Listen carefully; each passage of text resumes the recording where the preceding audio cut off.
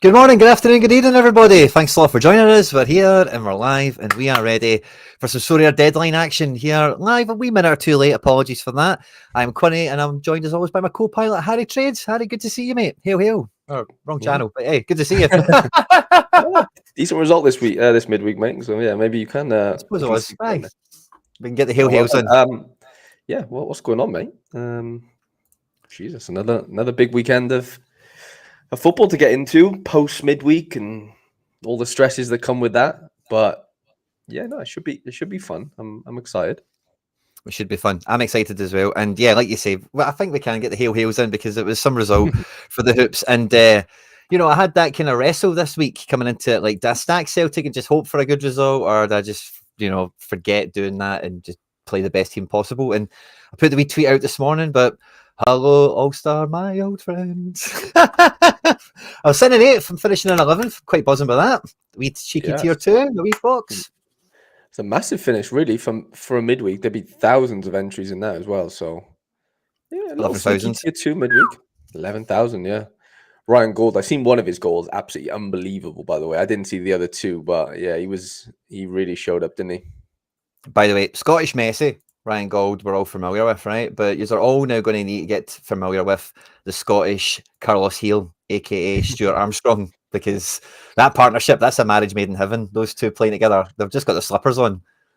Unbelievable, isn't it? Double 100 from the Scots. Can't fault it. Yeah, so maybe need to get a wee bit of that action ahead of next season. But yeah, good to see Gould with the captain's armband smashing it out. And nice wee decisives, good wee bit of collections on the go. Happy times, big Schmeichel with 99, buzzing for it. So I'll have a wee reward to open tonight, which is good fun. And Harry, I tried to take a page out of your playbook for this. I was on a bit of a stream on the Tuesday, trying to just line up like these decisions and whatever.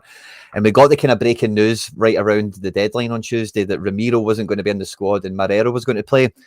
And I threw out some guys that weren't really that good, right? But guys I won, and I was like, I'll keep them, and they're kind of my wee guys in the club. But I traded them out for the Marrero to get an under-23 team off the ground. And I don't know if you were following the Sociedad scores, but see when they were winning 2-0, I was in, mate, I was flying. I was flying high on top of this division, even with fucking Frimpong coming off the bench for a 32. And then when that goal went in for Tel Aviv, it killed the goalkeeper. It took a bit off the defender. Taki obviously did nothing in the end, but it's resulted in he diddly haw. So I'm gutted. And Ramiro's back in for this weekend, apparently. So yeah. One of those ones. I mean, the theory was like getting him in if he was to play, because it was a weird midweek. Like Trubin conceded a couple, Chevalier didn't get a clean sheet. There was quite a few goalkeepers that didn't get one in the end. So yeah, it was just about the outfielders really popping. And yeah, when Frimpong comes off the bench, it just kills you, doesn't it? But yeah, I remember because like Pacheco was on like 100 or something close to that at one point. Look at that, 666. Yeah, he was killing it, man. Pacheco finally coming good for us. I know, yeah. I was going to say it's taken a little while for that to actually get going. I thought that would have, happened a bit sooner, but for whatever reason it hasn't. But yeah, I had the similar thought to you, honestly, with the four-mans. But in D2, I scored 330 points with a four-man, because of captaincy and Savio. But again, it's worth nothing. 15 points away from anything. This did okay, but yeah, Trubin conceded too many, scrapes a box. But the most important thing, Quinny, is we got promoted from Division 2 into the Division 1 for Super Rare. Love that. And going from Division 3 to Division 2 again in Super Rare with another four-man. So yeah, these midweeks for me are just chances to get promoted again, I think, with especially in under 23, not having keepers. So yeah, hopefully I can make use of that this weekend. Did you go after the Euro special? I played it. Yeah, I would have had a decent finish. I had like you know what? I didn't even check. Dion Bello, my limited, actually scored. So I'm nowhere near it, but I know I've scored like maybe above 400, which is nowhere near it. But yeah, 408. Not terrible. Like, Yeah, the theory was right. Like, I got the clean sheet, I got the Jude assist, I got the Hakimi goal. Haaland did okay. Bello got a goal, but yeah, the score is astronomical, man. Like, what's that? 90 points away still from top 10. It's just like, it's tough going, isn't it? Especially when like there were some big scores, right? Yeah. So you finished top 15% before 08, and I finished top 15% before 15. So right next to each other. And your limited didn't even pop, so you would have had a really good chance if that 77 would have. points. I was off. You couldn't have been Yeah. too much different to get the top Yeah, I 10. was 90 odd. Yeah, just under 80, 85-ish. Yeah. Yeah, I Which mean, isn't that much. the The problem is unlimited like Vinny hammered did and a then like yeah. Vinny did 100. There was a couple of big ones, wasn't there? Which if you had the limited version of, I know your Gutierrez did well, and yeah, there was a couple of big ones. Which yeah, I guess I don't know. Theory was right on this one, but Ooh, 21st in Champ Euro Rare. Well done, Jesp. GG's to well you. done, Jess. That's amazing. Fist bumps to everyone on arrival. But yeah, guys, we are here for the Sorare deadline show. So this is a bit of the midweek business out the way. But this weekend, we're coming off the back of Champions League football, coming off the back of Europa and Conference League stuff on a wee bit Wednesday, but mainly Thursday. And this weekend, there's a lot of big hitting fixtures again. We've got El Clasico, we've got Marseille PSG, we've got Liverpool Arsenal. There's a lot of really big games right across everywhere this game week, which feels really good. And it feels, again, kind of similar to last week, where it is kind of open. And we were saying that on the last deadline show that it was really anyone's shooting match. If you could get 5 starters and 5 guys to break into that 70-ish realm, you probably would have had a good time. And it felt like last weekend was a car crash for lots of people, didn't it? It did, yeah. I think if I recall rightly, I could actually have a look, but I'm just thinking last weekend, sorry, I don't think there was. I won't show me the matchups now, but I don't remember seeing many.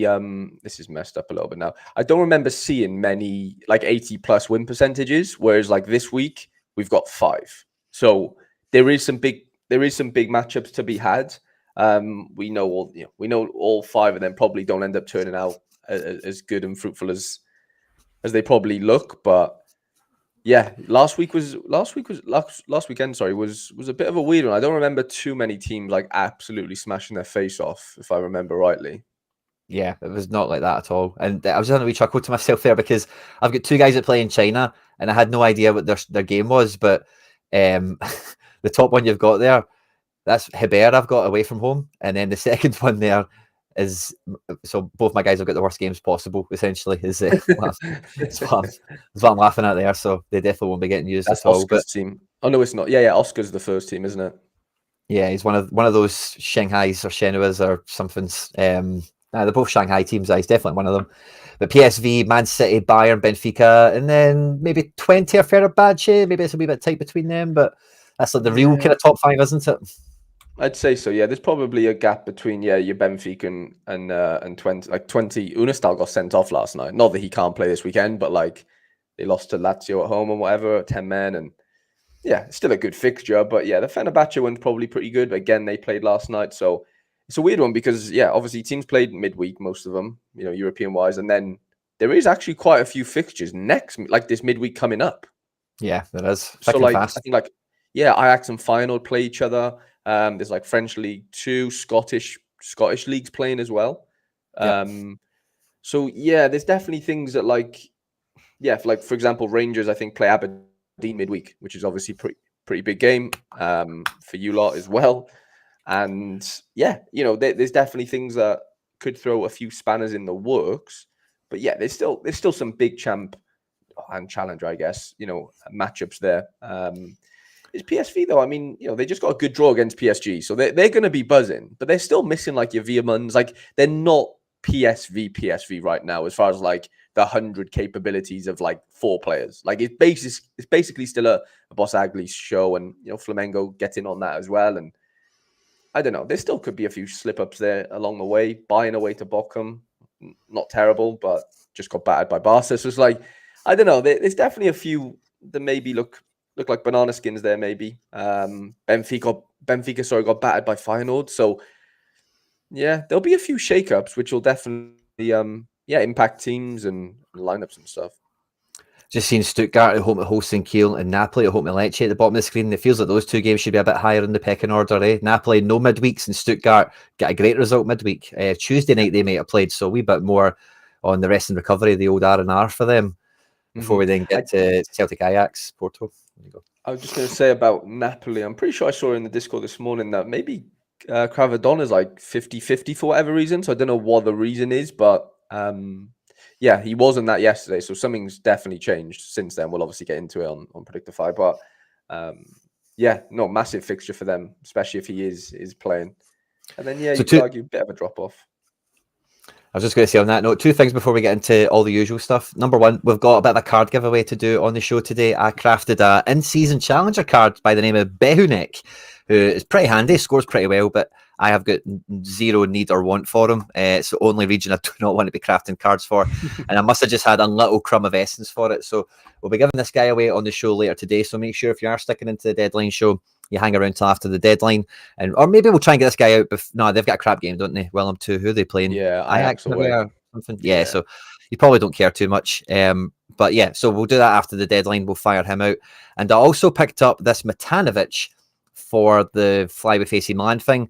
We'll give him away as well. I don't know if he's expected to start this weekend, but certainly starts midweeks and is the super sub for Frankfurt. So 2 cards to give away by the end of the show today as well. We are doing all of the predicted lineups, as you guys will know already, are powered by Predictorfy. Predictorfy sponsored the stream and look after, me and Harry with a collaboration, as it were, for using them on the deadline show. So if you want to get into Predictorfy yourself and have all this information at the tip of your fingers, and you don't need to catch the deadline show, maybe you're going to miss it live, you like to watch it back later on, maybe you like to build your lineups yourself throughout the game week, and you just want to see the information as it comes in, so you're not scrambling at the last minute. Predictorfy.com is linked down below in the description of the video. The URL is also in the little ticker tape here across the bottom. Use code Harry and Quinny Harry, whatever it is, and just lets them know that we sent you and you're a member of the deadline crew. So love all that, guys. And yeah, so giveaways later on. Predictorfy powered by, and I think this is where we just get stuck into it. Harry boy, where will we start first of all? Will we start with champion as pair? I think so, mate. Yeah, champion, prem, around that region, I think. Yeah, so Prem is definitely where we kick off. Now, the City lineup's just been updated 14 minutes ago, so let's have a wee peek at that to get it started, because that is one of the biggest games of the weekend, SO5-wise. Not too sure what the change is here, because it looks quite similar to what I seen last night. But, yeah, all the kind of fit and available best players are all in. Yeah, this screams, when I was lining up building yesterday, screams like a massive Phil Foden week for me. I don't know why, I've just got like a weird feeling that he's the midfield pop. Not that, well, there's 4 that you could choose from, obviously. But yeah, I mean, it doesn't take a rocket scientist to work that out, but I just got a feeling that he's the one that really peaks this weekend for City anyway. I think the best Foden you get is when he's in that old Julian Alvarez kind of role. And if he's next to Bernie and Savio, like, that could quite easily be what we see from him. He's almost holding hands with Haaland when the opposition have the ball, really close to the front line. So yeah, I can see that. That works out well for me. I think Rico Lewis has been a big pick for defence. Josko Guardiola as well. So they're all fit and firing. This team's very stackable. I know Haaland gets some shade. Savio's kicking ass and taking names for you. Obviously doing really well for Brazil as well in the international break previous to this. But yeah, very stackable team front to back, isn't it? Yeah, and a couple of injuries as well, don't forget. Like Doku and Grealish are apparently out right now for a little bit. So that kind of makes, I know I'll say this now and Makati will play, but like, your Savios and stuff a little bit more nailed than maybe they usually would be. Yeah. And we're getting some intel on that Napoli, Kvaradon, it's maybe just a rotation kind of thing. And the reason that some of the names are, where was it? Sorry. The reason some of the names are gold is once you link your account to this, it knows your players. So it shows you them, whether they're starting or whether they're in rotation. And you've got a wee filter where you can just do my matches. So you can only just see players of your gallery, the lineups for them, to kind of filter it out. So once you link your account, just some extra little quality of life details. There's also match odds and all that kind of stuff getting added to the site constantly. And yeah, so that's what that is. But yeah, this could be very high scoring, talking about 5 or 6-0 potentially. Maybe there's a cheeky goal for Southampton on the random, but it feels like a big City win at home. It does, doesn't it? It does. But then, like, we've seen teams score away to City, like that has happened multiple times this year. So I'm not ruling it out, to be honest. I'm really, really not. I don't think anyone can, really.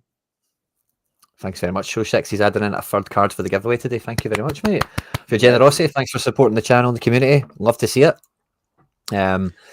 But yeah, no, you're right. There's definitely the clean sheet. The thing with it probably hurts Ederson more than the defenders because Guardiola It's like the and PSV Lewis situation. They're both the same like teams basically in different regions. The keeper just gets absolutely car crashed if they concede because there's nothing else that happens. Then there's no action because City just dominate the ball, right? So like, why would the keeper have any good stats? So that is the big worry with playing an Ederson is like it literally is boom or bust with him. Yeah. Last week it was quite hard to pick Premier League clean sheets, wasn't it? And I don't think there was many, was there, mate? Raya, remember we were talking about Raya last week? Raya, of course, Bournemouth. No, they got beat by Bournemouth. Oh, is it like they didn't get one? Sorry, yeah. I thought you meant like he was the only one that did, and I was like, I swear they got bat. But he was like the favourite, and it was like Bournemouth will have a few chances, and if they're clinical, he comes out with nothing, you know. I mean, the red card kills that, but yeah. Of course, yeah. What's it called though? Emi Martinez is the one right now. Debu. Like I've got his L5 is like bonkers. Yeah, I can't believe how well he did against Bologna. I watched Aston Villa Champions League; it was pretty good. Bologna are quite toothless nowadays, anyway, but he racked up a great score, and you know, Aston Villa are top of the Champions League, 3 wins, no goals conceded. It's mental. It's Unai Emery's world. We've got Leicester, Nottingham Forest teams on screen, so you can all have a wee gander at that. But I will click on to Aston Villa because they are the talk of the town. So there's those teams in case you missed them. But Aston Villa are at home. This is the team they look to be lining up with. McGinn, I'm surprised to see he's not going to start this one after getting subbed off so early in the last match. But it's hard to argue with Bailey and Ramsey in those positions, to be quite honest with you, especially at home. Good pace, good intensity. Wee Boobs is back in the squad as well. But it looks like Watkins will get back into the starting position. And Digne returns in for Maatsen. I think that's otherwise the same team, isn't it? Think so, mate. Yeah, they've got some good depth, by the way. Like you need it, as we know, like playing midweek weekend. But Jesus, they've got like serious depth that like really impacts games. Like Duran starting last game, scoring. You know, obviously McGinn's a starter normally, but like I don't know, it's just like Barkley, Kamara, like you said, is back, especially in those like front 6 positions. Maybe not so much in defense as much as I know. Like they got Diego Carlos and Maatsen at left back. Fair enough. That's a bit of depth, but like. I don't know. They just seem like they've got really good depth, you know, in the front 6 positions. Yeah, in the right places, isn't it? And it's like they're all like firm 7 out of 10 guys. Yeah, every single like there's no like that much of a difference between if you know Barkley came in for Yuri or you know Kamara came in for Onana. Like there's marginal differences and different qualities, but like they're in a system and they kind of just all know the system equally as well, and it just kind of works, doesn't it? No matter who really comes in or comes out. And they're up against Bournemouth away. Bournemouth on the road after getting a nice famous win against Arsenal last week. They'll be feeling good about themselves. A bit of a SO5 all-star back 4 here with Kirkes, Sinise, Zabarnier and Julio, Julian Araujo in front of Kepa. The rest of the team has been much of a copy and paste effort so far this season. And, you know, can Debu keep a clean sheet against Bournemouth? This will be a tight, tough game, I think. If he gets it, he gets another 80, doesn't he, really? That's the way I'm looking at this. Like, he's probably, I think when I was lining up building yesterday, he was the pick for me outside of maybe Bart at home to Wolves. Like, I'm picking those two, I think, above Ederson, genuinely, because, you know, Edison's probably not going to get much AA. And even if he doesn't keep a clean sheet, he's screwed. Whereas, you know, Emmy, if he doesn't keep a clean sheet, you've got to fancy 10 to 15 AA at a minimum, really, with, you know, the attacking prowess Bournemouth have. So, I think he's the pick. I do. I know it's going off recency bias as well because he is, you know, he's got a lovely L5. But Bournemouth, I know Bournemouth are good. Like we know they can win games of football against big teams, but away from home, I don't know. I don't see it, but yeah, I think we're going to see a nice little 75 from Emmy here. Yeah, I think so. I think my pick of the weekend goalkeepers is Flecken, Brentford at home to Ipswich. Because he's not conceding 3. That's almost guaranteed. And then it's just how many saves, can he get the clean sheet, you know? Johan Wissa looks to be back in the fold. So this is maybe a bit of an upgrade for them. Ford centre-backs in defence. Damsgaard is hitting a bit of form. Damsgaard's L5 looks not too bad all of a sudden. Yeah, he's flying, isn't he? Yeah. And they're against Ipswich, whose team is on screen, which I think, has been a bit of a copy and paste effort for the majority of this season. I think this is a Brentford win, and I think Flecken was making a shout keeper wise. Yeah, honestly I forgot about him, to be honest. So yeah, you are right. He probably pips all two of the ones I mentioned earlier. Then. And then we've got Brighton and Wolves, like you were mentioning that. I'm surprised you mentioned that for Bart, because like Wolves are like a wounded animal at this point, quite unlucky last week against City, and that's the kind of end of their horrible run of the fixture list. If you've seen who they've played already, I know they've got like no points essentially. They're on one, I think. But and I know Brighton isn't exactly easy, but this is the first, like Wolves now should be like, right, let's forget about everything that's happened and move up, and they are like pushing to win games. And Brighton defend high, so like Bart will be getting Yeah. some AA for sure, won't he? But clean sheet, I'm not so sure. I don't know. I mean, like he scored 100 last week against Newcastle, which is mental, really. I know it's away from home and stuff, different environment or whatever, but yeah, I mean, not to discredit, Wolves' attacking sort of players like Strand Larson and Cunha. Like there's goals there. Don't get me wrong, but like if there's a clean sheet, I think this comes with a lot of AA. Basically, is what I was getting at. Like I'm not as high as Flecken getting a clean. Like Flecken's clean sheet probabilities is the highest, and probably alongside Edison. Yeah, that Van Heck is back in the fold now, so he's back from injury. Whether he starts, I mean, I'm not risking him personally, but he definitely could. Yeah, I don't know. I just got a good feeling about it. I'll watch now. He'll concede 3, but I don't like he just will when he. Let's be honest.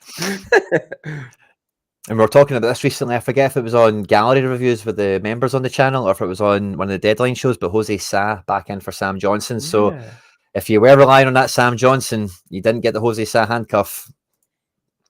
Gutted. Yeah, that's a big one, isn't it? Yeah. Everton Fulham next. This is quite a similar game to last weekend. I feel like this type of match was everywhere, where like both teams have the same kind of qualities on the go, and it's like, how do you split them? But yeah, this is probably a good one for Everton. It feels like Everton both these teams have some momentum, I think, but it feels like Everton have got a bit of a bounce, have a wee bit of a spring in their step in general at the moment. Yeah, they've definitely got a bit more like uplifting the attacking side of things, like with Ndie or Ndie, whatever his name is. McNeil's, doing the business.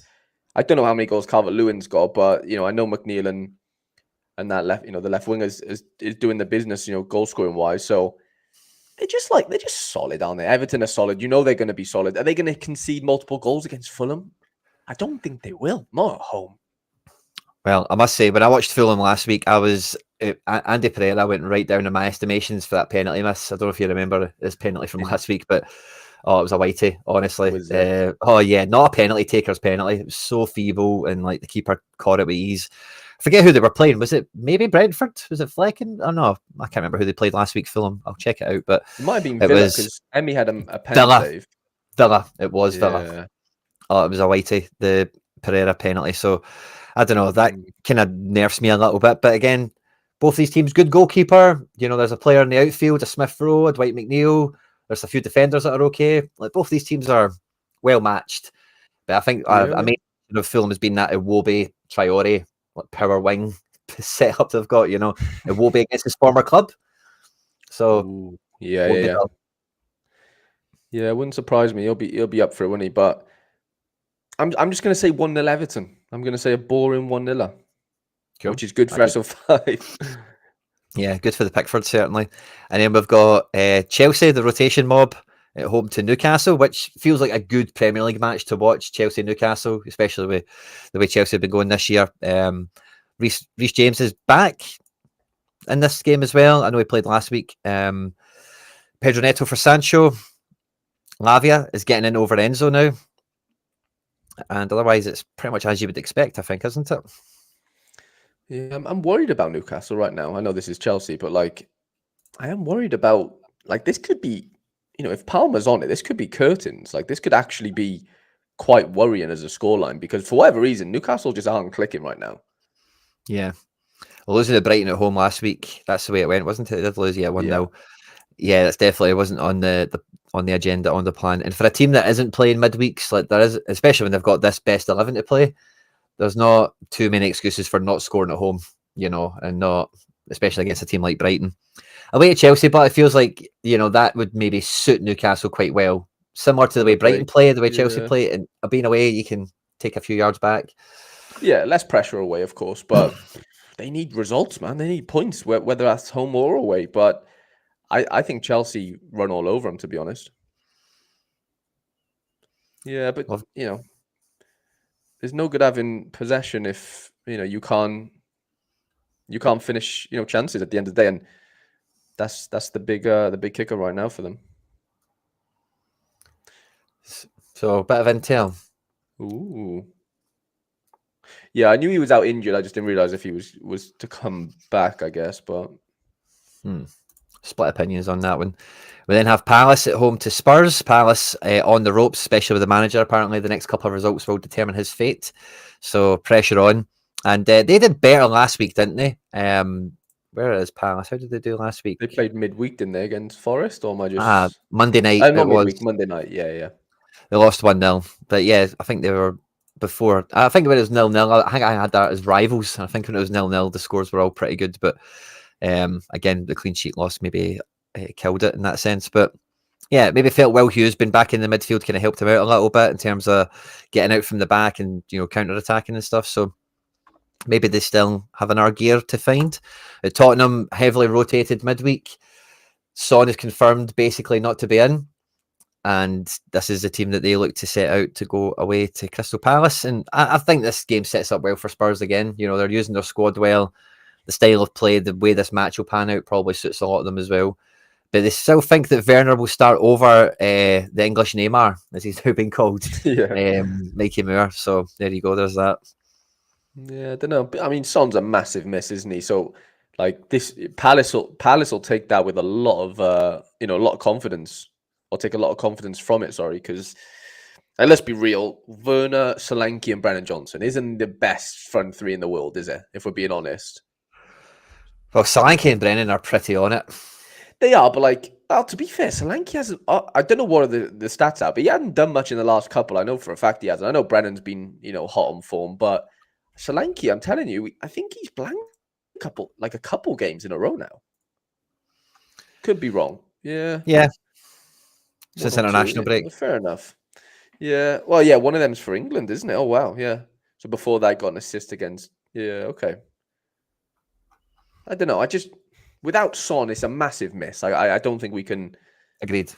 Yeah. But then Parapet says, don't think Werner plays. I mean, after Mikey Moore's performance last night, you probably got to think he might have his chance.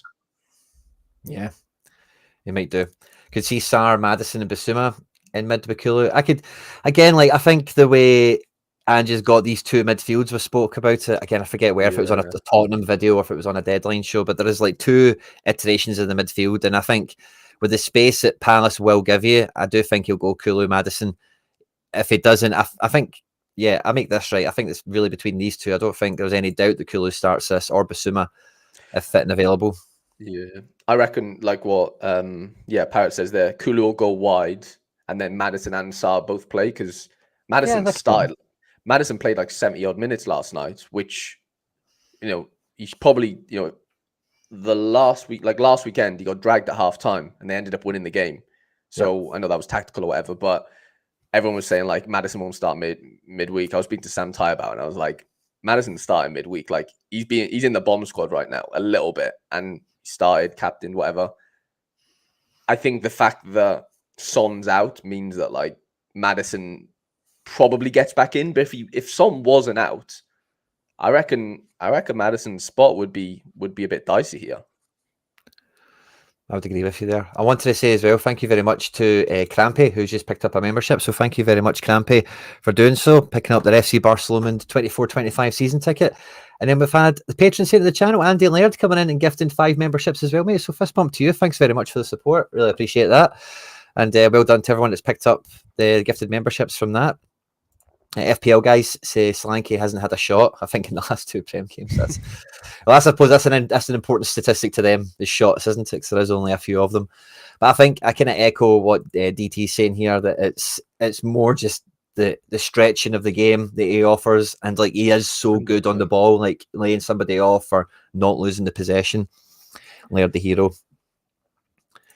I don't know if Ange said he is ready. I listened to Ange's comments. I listened to most of the press conference, and he said like, that's the next thing he's missing, is being ready. He hasn't started a Premier League game. There was a lot of chat around it, and I do say like the way he talks about it, it could be one of these Ange things where he does start, but I don't know.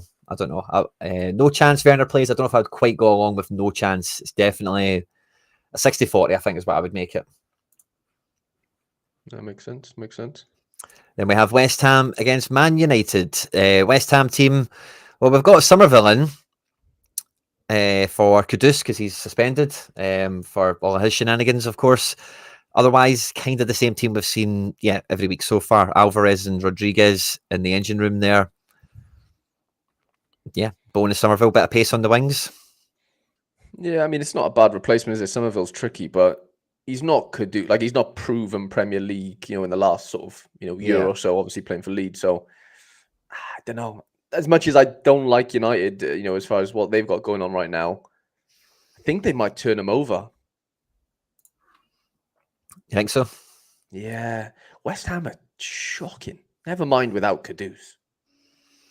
The defence looked pretty minging last week, didn't it, for West Ham? Like Tadibo and Kilman, all these guys really got exposed. Nah. He looks really slow and lethargic. I didn't really like what I was seeing from him, to be honest. Yeah, he definitely, who was it that played Tottenham? They absolutely shagged him as well, didn't they? And individually the defence looked really poor, I thought, I like Kilman. Kilman is solid if in a good team in a positive sort of environment, but yeah. You kind of got average Kilman, didn't you? He can play well, but if he's not playing at his best, he's just a guy, Wan-Bissaka ex-club. Wan-Bissaka ex-club, yeah. So he's going to score a bicycle kick in this one. Scores hat trick.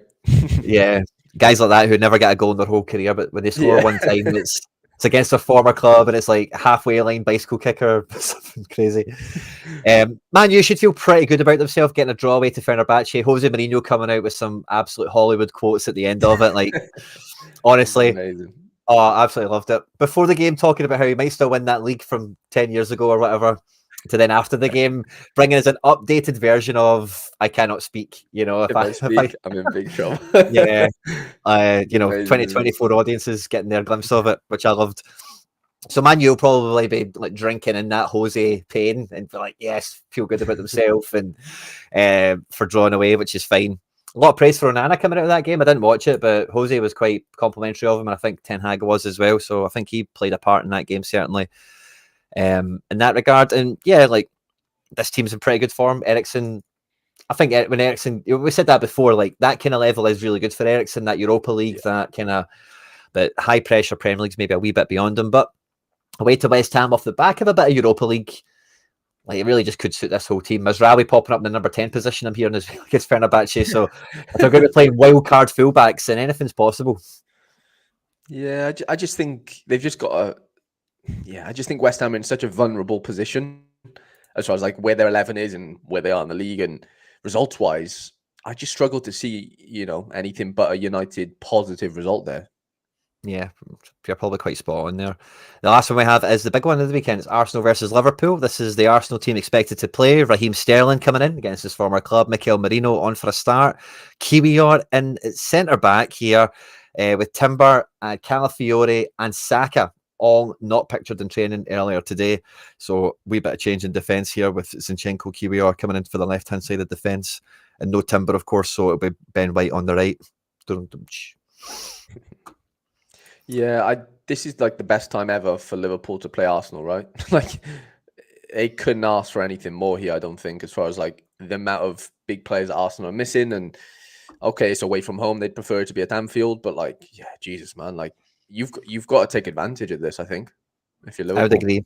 I'm quite tempted to upgrade my Andy Robertson and my Soboslai because looking at that defence, I'm thinking, man, Liverpool could outscore them. That's kind of the name of the game with some of these players. It's just how many decisors will flow. And Arsenal, I know they've been good defensively, relatively for the most part this season, and then spells last year when everyone was fit. But when everyone isn't fit, we've seen time and time again from Arsenal for the last 2 or 3 years, defensively they've been very, very weak. So yeah, seeing that updated, need to be next level performances for some of these guys. And Liverpool are just in a bit of a better space generally. Feels that way, doesn't it? Even the players Gakpo started the last 2 and done okay, and maybe Diaz comes back in for this game. But yeah, Jota being out is a miss. Nunez steps up and scores midweek, doesn't he? So yeah, whatever Slot's doing is is working right now. Like he's getting the best out of most of that squad. Yeah, they're kicking on in a big way. And I think that the best way to come out of the Premier League is to talk about the next special that we have, because the number one spot in the Best of Europe series that Sorare are running will win VIP tickets to El Clasico on the 11th of May, which is the return fixture of this game. It's right towards the end of the season. So, El Clasicos are always good, but the one at the end of the season is always the one where something mad happens, or it doesn't always need to be a good game where there's lots of goals, but maybe there's just mad drama with bookings and Sergio Ramos and Pepe's and Pique's and all these guys over the years, So great set of tickets to win. Lots of advance notice as well to plan your journey for it if you were to win it, and all the rest of it. Barca coming out of the midweek, both these teams coming out of the midweek really super high. Real Madrid are at home, so we'll start with them. But coming back from 2-0 down against Borussia Dortmund to absolutely blast them 5-2. It was the epitome of Real Madrid in the Champions League. You just do not write them off ever. You almost want them to go 2 or 3-0 down, because you do. Because I honestly, especially in the Champions League, like they just seem to come alive, don't they? When they're under the cosh, or down a couple of goals, they just find some sort of weird Galactico gear, don't they? And it just clicks, and it clicks quickly. Like it's 3 goals in 5 minutes, quick, and it's just like, what just happened? All good? My phone just pinged. Sorry. I was like, what's that, mate? But yeah, man, like Vinny's gonna probably win the Ballon d'Or, it looks like. So yeah, things are looking up for them, and at home, Barca are looking good though as well. This is like the most evenly matched El Clasico, I think, for a little while. In a good way, in like a neutral way. Yeah, because Barca have been kind of on the ropes for the last few years, haven't they? With all their 20 million players they sign every window that they can't register or fit into a squad, and they've been mucking about with Xavi and even Coleman before that and whatever. So yeah, it feels like this is the best Barca space that they've been in for a little while. This is their expected team, and we mentioned it a few weeks ago, but I told you Rafinha had a moment where all the fans were chanting his name, and he's like, "I'm fucking loving it. I'm tuned in." He got the captain's armband, and since then, man, he has just been up a gear, hasn't he? Like Leeds Rafinha levels, isn't it, in the Championship? But he's doing it on the biggest stage, which we all probably knew he could do. It just took a while, hasn't it, to really come into fruition. But man, I watched some highlights of Yamal, and like, honestly, not to take anything away from Rafinha, but it's just like Yamal is just honestly out of this world. Like the things he was doing, twisting up Alphonso Davies, was like embarrassing half the time. I didn't watch the whole game, so maybe I'm just seeing it from a biased perspective, but unbelievable. I did see Casado's. Did you see his ball over to Rafinha for his goal? Was that him? Switch of play was like 50-yard ball, like straight onto his foot, and it was just like, it was unbelievable. I don't know if you saw my Road to Glory, Quinny, but I actually crafted him. Oh, did you? No, I've not caught Road to Glory yet. Sold him for like 15 quid, but he's going for like 22 quid now. So I missed out on a couple of quid. But yeah, he's I want him as a tier 5+, which probably won't be happening anymore. RIP Essence. But yeah, I honestly I couldn't give you a prediction for this game. Like Tom says there, it could be 5-5. It could be a couple goals from each team quite comfortably here. No, then. Probably, yeah. Either go 3-3 or 0-0. Bet on both. Right, so let's just run through La Liga. So we've got Espanyol there at home to Sevilla. This is the Espanyol team on screen. But yeah, El Clasico is definitely the highlight of the Spanish fixtures. And 2 big stacks taken out of the equation, SO5-wise. It's very hard. Well, I guess you will just stack them all together and cross your fingers. But it's, you're not playing Alves or fucking Leganés or anything like this. So it's hard to see many players breaking that 70 barrier into the 80s and whatnot. But there's Espanyol Sevilla. Maybe one of the fixtures of the weekend, Villarreal away to Valladolid on paper. Looking pretty solid, pretty consistent for Villarreal. They're away from home. Alex Baena, everyone's favourite, is on to play this. Valladolid is on screen now as well.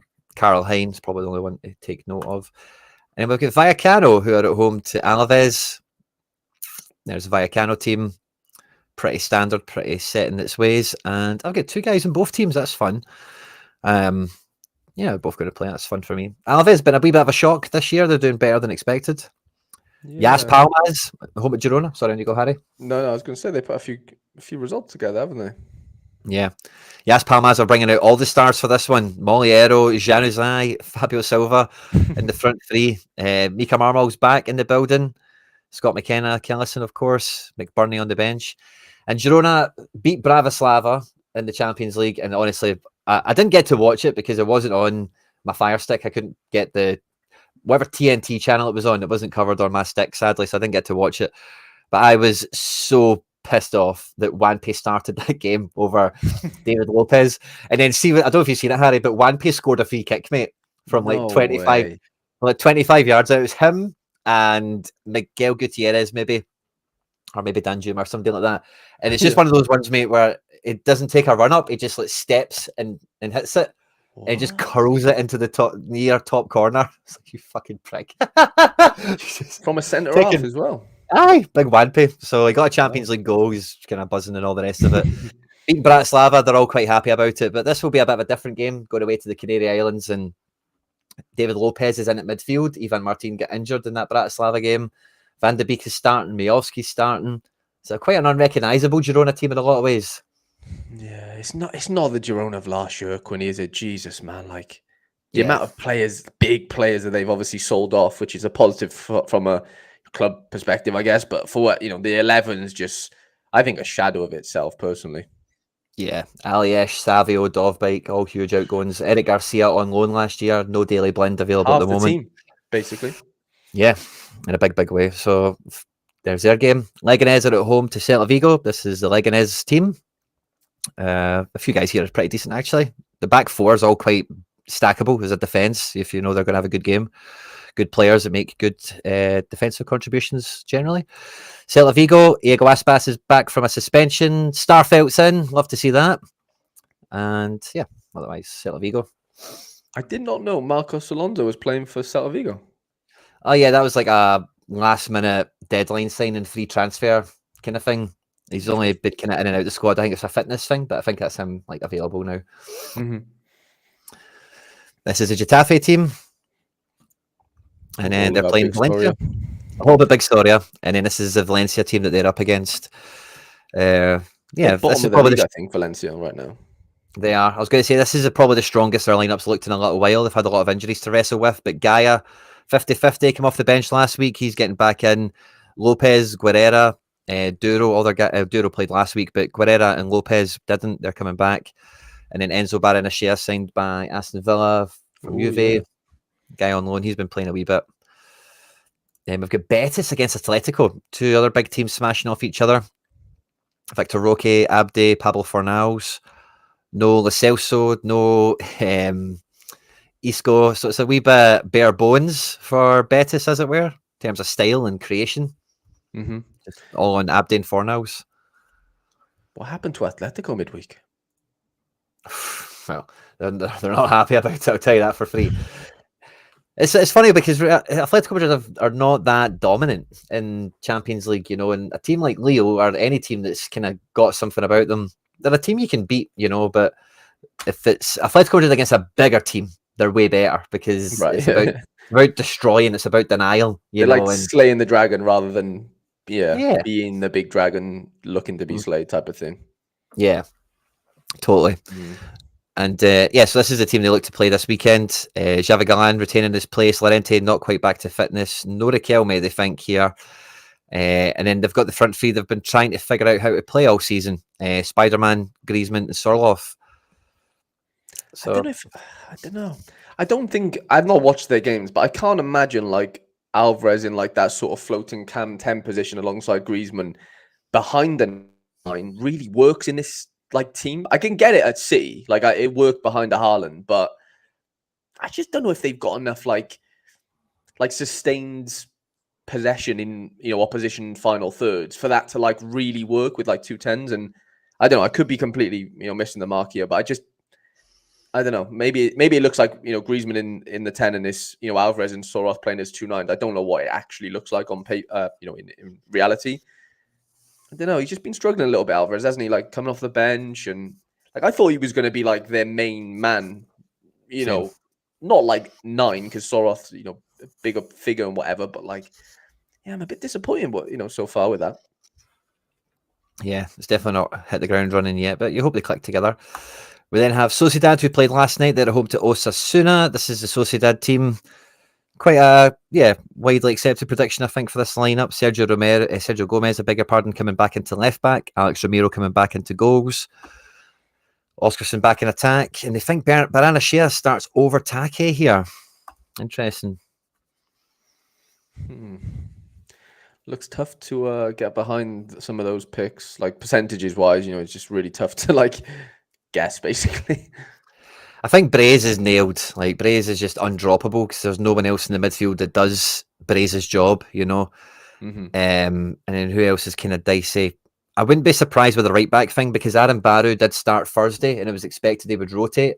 And this guy does love to fucking rotate people midweek and weekend and random patterns, which is why I wouldn't be surprised if Baranachea did come in for Take, but Take is like the star of the team. These guys generally play every game when available for the most part, and Take is not on form. He's not going to get on form if you keep this crap up. You need him playing every week and getting into a tune. Yeah, I wonder what the issue is with Taki. Like, I don't know. There's something going on, isn't there? Maybe behind the scenes. I don't know. It just doesn't seem to like go for him ever, if that makes sense. Like, it's a I don't weird think one. he likes all the competition, mate, because he doesn't get 90 minutes anymore compared to what he used to. And when you've got you've got Baranachea, you've got Take, you've got Becker who plays as a wide forward, you've got Oyarzabal as well, and then you've got Oscarson through the middle. Oyarzabal can play in the centre or play out wide. And then Sergio Gomez, he's even tried playing him in the front three at times early in the season. Wow. So like, I don't think he's not nailed and he's not He's not the guaranteed to main get. man, basically. But he He should have a be. wee. Yeah. You should have a wee bit of protected status. Not entirely, still need to earn your stripes and all that crap, but like, Yeah. he has the star. I agree like, with you. Yeah. big money player. Osasuna, no pushovers. They'll be very good and compact defensively, as I say every week, but this is how they're set up. Good game for Zaragoza on the counter attack, I would suggest. If they're to get something, it'll probably come from him. And then the final game in La Liga we have is Mallorca at home to Athletic Club. This is the Mallorca team on screen for you here. And then here is Athletic Club. Again, both the Williams brothers are in the house. Berenguer starts this one. And no Yerai, no Unai Nunez. So centre backs change for this one. Vivian and Paredes coming in. But yeah, solid enough. Feels like there could be quite a few like really nice clean sheet situations there. I couldn't tell you them exactly, but there's going to be a couple where like just a couple nil-nillers and there's a 75 for the one guy and maybe an 85 for the other. Feels really, La Liga feels that way this weekend more so than ever maybe. Yeah, and Sucic has been reported to have COVID midweek, so don't know what the latest COVID protocols are in 2024. We'll see if he's quarantining, if he's in a bubble, is he doing isolation, keeping 2 feet away from everyone and all that. Let's see. But the next kind of talk of the town we've got is the French kind of specialist that's kicking about as well, So we'll have a wee look at France and we'll kick through them. We had some more licensed clubs get back on the platform as well, which is maybe a wee bit of a welcome return. I don't know how we feel about some of the guys coming back, but Le Havre getting cards I thought was quite surprising since they're going to get relegated in no time. But the top game we've got here is Rennes at home to Le Havre. This is the Rennes team on screen. Captain Jota Till I Die is back in the picture. He signed a permanent contract for Rennes. Then he came off the bench and scored a goal or got an assist, got a decisive last week. Nowhere in the fold here. But I'm kind of hopeful that he does start. It just comes out of nowhere. But watch out for Jota. That's all I'm saying. But yeah, there's the Rennes team that are home to Le Havre. Should be a very good game for Rennes cards. Yeah, if there's any good game for them, it's that one, isn't it? Really. Yeah. So if you can pick the team, that's a good one. Angers, Ibrahima Niani. There's a blast from the past. Bamba Dieng. Anyone else we know here? Abdelli's pretty handy. The 10, not bad. Hamid Abdelli. Yeah. Cool. You're not bad. Against Saint Etienne. Cafaro's been around a bit. Davachvili's okay, I suppose, isn't he? Yeah, a couple of players. And then we have Riemann Brest, two of the teams that have been quietly overperforming for a few years in different ways at different times. This is the Riem team, the dream team of Harry, Nakamura and Junya Ito. So it's a tricky one for me this week, Quinny, because I have the goalkeeper from Brest. So it's like I have Bizot. So I've had to it's a tricky one with Ito and Nakamura specifically. Does Bizot concede 3? He could, which is a worry. Yeah, I reckon he could. But like, I mean, Brest are flying in Champions League, by the way. Gonna Like, say, yeah, like I don't know whether that's meaning they dip in the midweek, but in the weekend, sorry. But like, I don't know. I'd be a bit shocked if he conceded 3, though. Honestly, yeah, but there is goals in it. There's got to be. I think there will be as well. And yeah, Jordan Amave, Lala, they've got a good team. You know, back to front, there's players here: Roman de Castillo, Abdullah Sima, good players. Yeah. Then we have Lons playing Lille, which again, not an easy game. Bryce Sambers in goal, Frankowski, Adri Thomason, Zarawi. Most of their good players are all here. Kevin Danso, I thought he got diagnosed with some sort of mad heart attack, mad heart failure, or something Oh, I'm really not sure. terrible. Really? Yeah, maybe he's fine. But yeah, I thought a few Yeah. weeks ago I seen something had been uncovered with him, some sort of mad thing. I don't want Wow. to say what. I'm not too sure what it was, but it was something like that.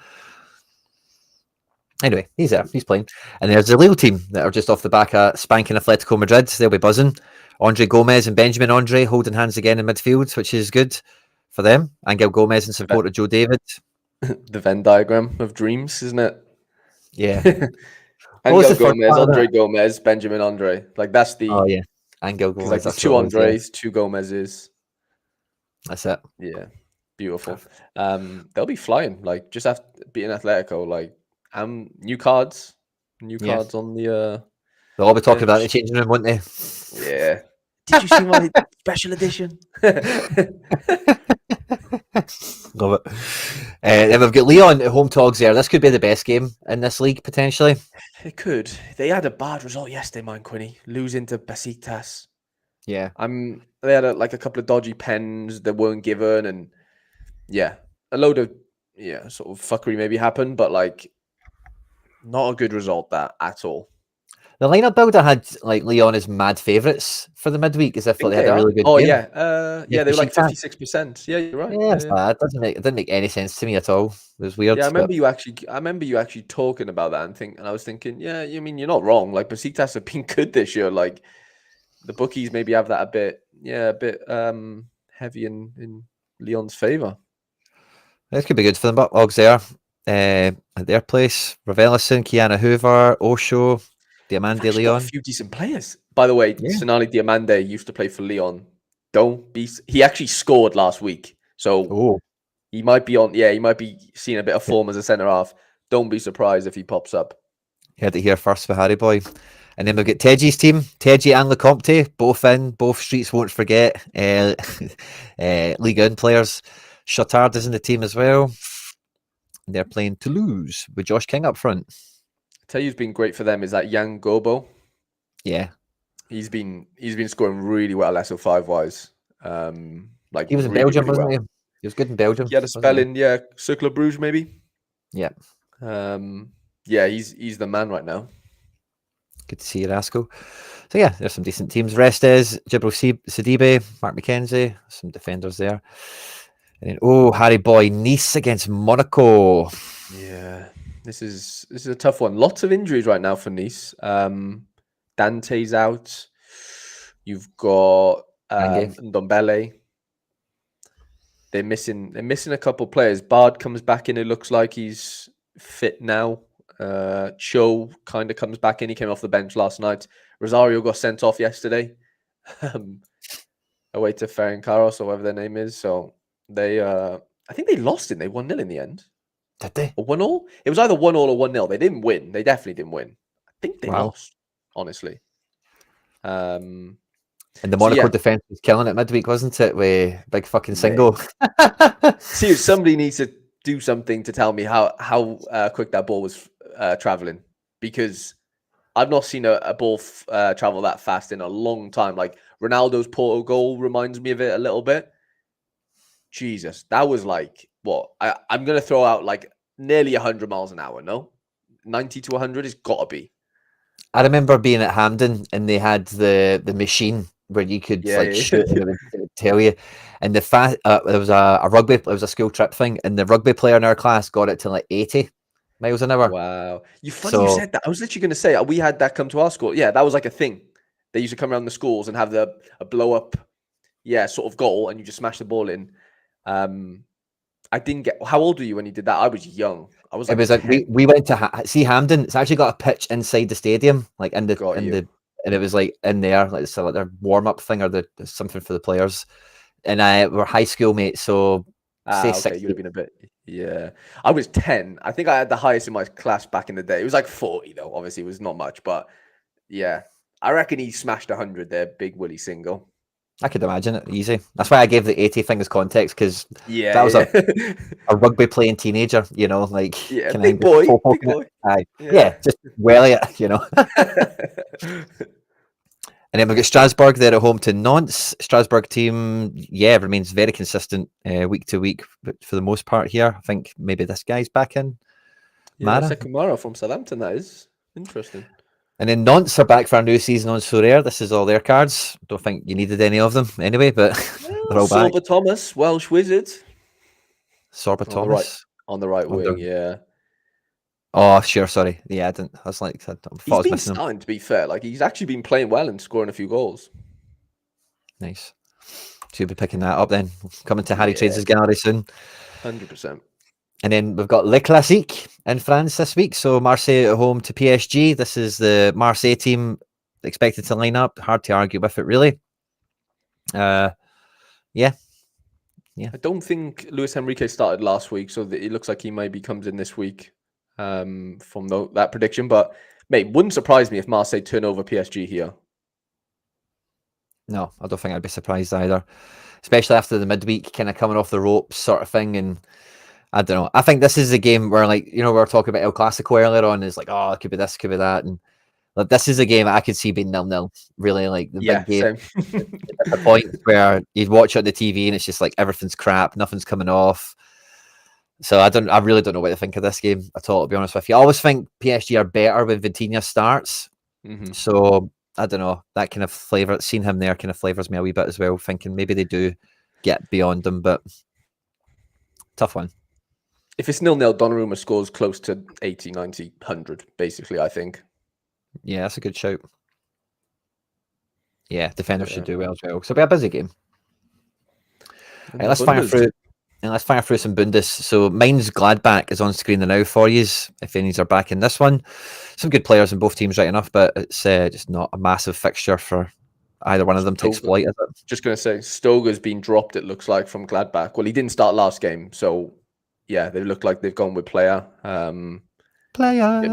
Player. He was class. Remember him and Thuram that 1 year?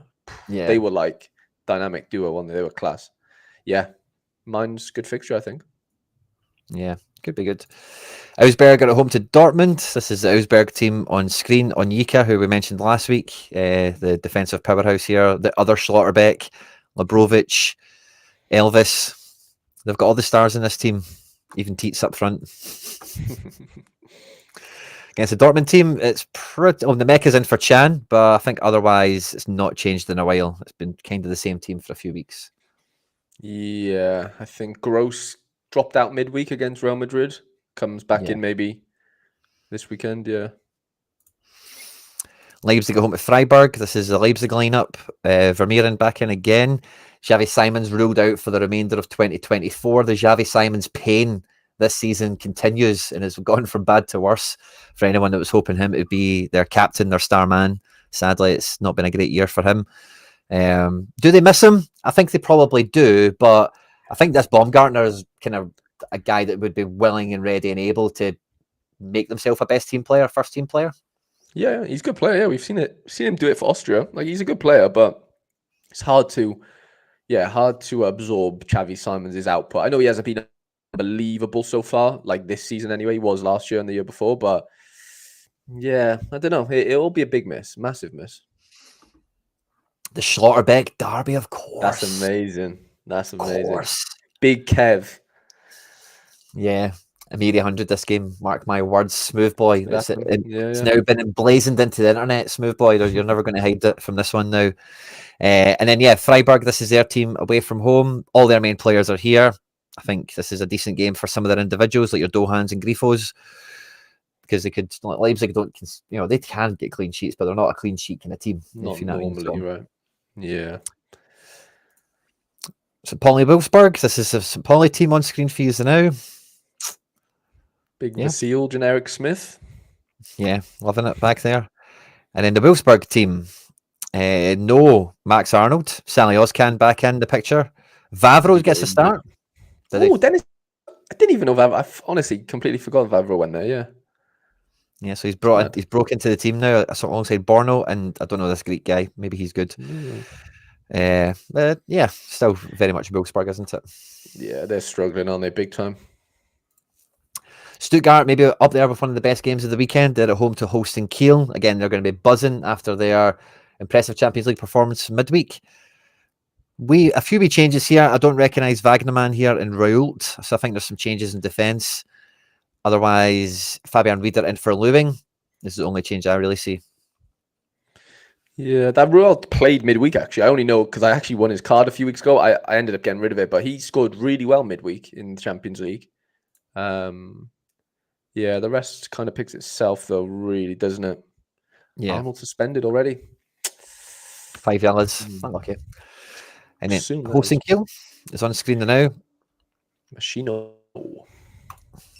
And this will be a good one, maybe. I don't know how I feel about this because Werder Bremen are very much the, like the stereotypical what people think of like Burnley or whatever, where it's like defend with like 9 or 10 men, attack with 1 or 2, that's kind of their bag.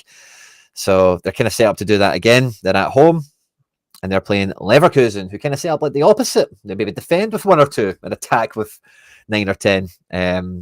So this is the way both of them look to set up. We've seen Hoffman return midweek. It did, yeah. He got a little assist or goal or both or one of the two, didn't he? Yeah. Don't know how to feel about that from Leverkusen, but could be okay. Yeah, it should be fine, but... This is the Bochum team that will be at home to Bayern München. This is the Bayern Munich team here. And again, I think I was mentioning this on the little Tuesday show I did, but like in the Champions League, Barca Bayern, I just felt that like this, at the time I said, this is Vincent Kompany's biggest game of his managerial career. And it just felt like Flick and Lewandowski being in the other team just felt like it would be their undoing, which it kind of was. But how do they react to that? Because that's a spanking. That's like a hot, monumental spanking that they will not forget. The club, the manager, the players, ever probably. So how do they come back from that? Bochum gave Dortmund a good game on a Friday night a few weeks ago. They're not without teeth, but they're definitely, bottom half side. So a lot of questions for Bayern. Yeah, there probably is, isn't there? But I don't know. I saw a quote. I don't know who it was that said it. Maybe Kimmich or maybe it was I don't know if it was Company. I think it was one of the players where they basically said like, I didn't watch the whole 90, but he basically said that like we didn't feel like we got like outplayed necessarily. We just got, maybe they just had a bit more quality in the final third and they took their chances type of thing. They're probably always going to say that's quite a default thing to say, but I mean, yeah, you've got to fancy him still though against Bochum. I know it's away, but I think they'll have a fire in their belly here, to be honest. You think they come out swinging? Yeah, Kane hat-trick again. I don't know. I just think stat padding and all that fun stuff in the Bundes for him. Not that some of his goal, like his goal midweek was unbelievable. The finish, Gnabry's ball was class as well. But yeah, I do think it is a really good fixture. I think from a losing perspective midweek.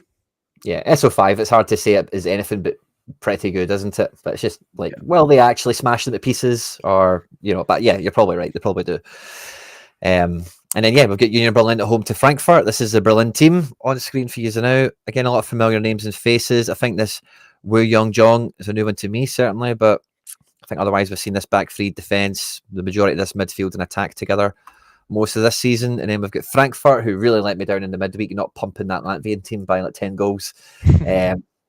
But yeah, domestically they've been going from strength to strength. Mario Götze on to start this one over Chaibe, which was maybe a fitness thing. Back four has been consistent.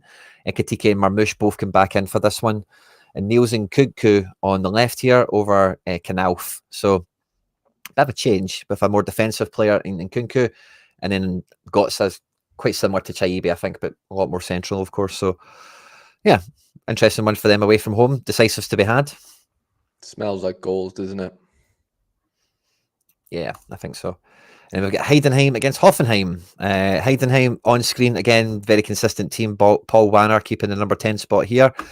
And we have for Hoffenheim, would we call this a full strength team? I think you probably would. I don't know about this Chavez guy, but yeah, I think that's Outside full of him, strength. yeah, I think so. So pretty good looking. Mm-hmm. That is the Bundes. So the last one we've got in champ is Serie A. So we'll try and click this through rapid style. So we've got Udinese, who were one of my picks, Harry, for coming into a good fixture period. Been very good defensively. Not that many decisives, sadly, but if and when Tovan is back, that maybe changes a little bit. He's not back for this game. But solid defence and goalkeeper picks, I think, in this game at home to Cagliari.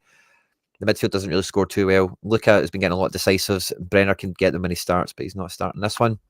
And this is the Cagliari team they'll be against, who really don't have anything to cling on to, that you would look at and go, oh, that player's okay. Or, there's a defence or a midfield pair or something that's very much tier 4 Serie A guys, isn't it? Yeah, not much to shout home about, is it really? So let's see how that one shakes out for them. Torino are at home. Torino looks pretty full strength to me. No Ivan Illich, but outside of that, yeah, these are the best players that are fit and available, I think, quite easily. And Como, who can go punch for punch with anyone in the league at this moment, it feels like.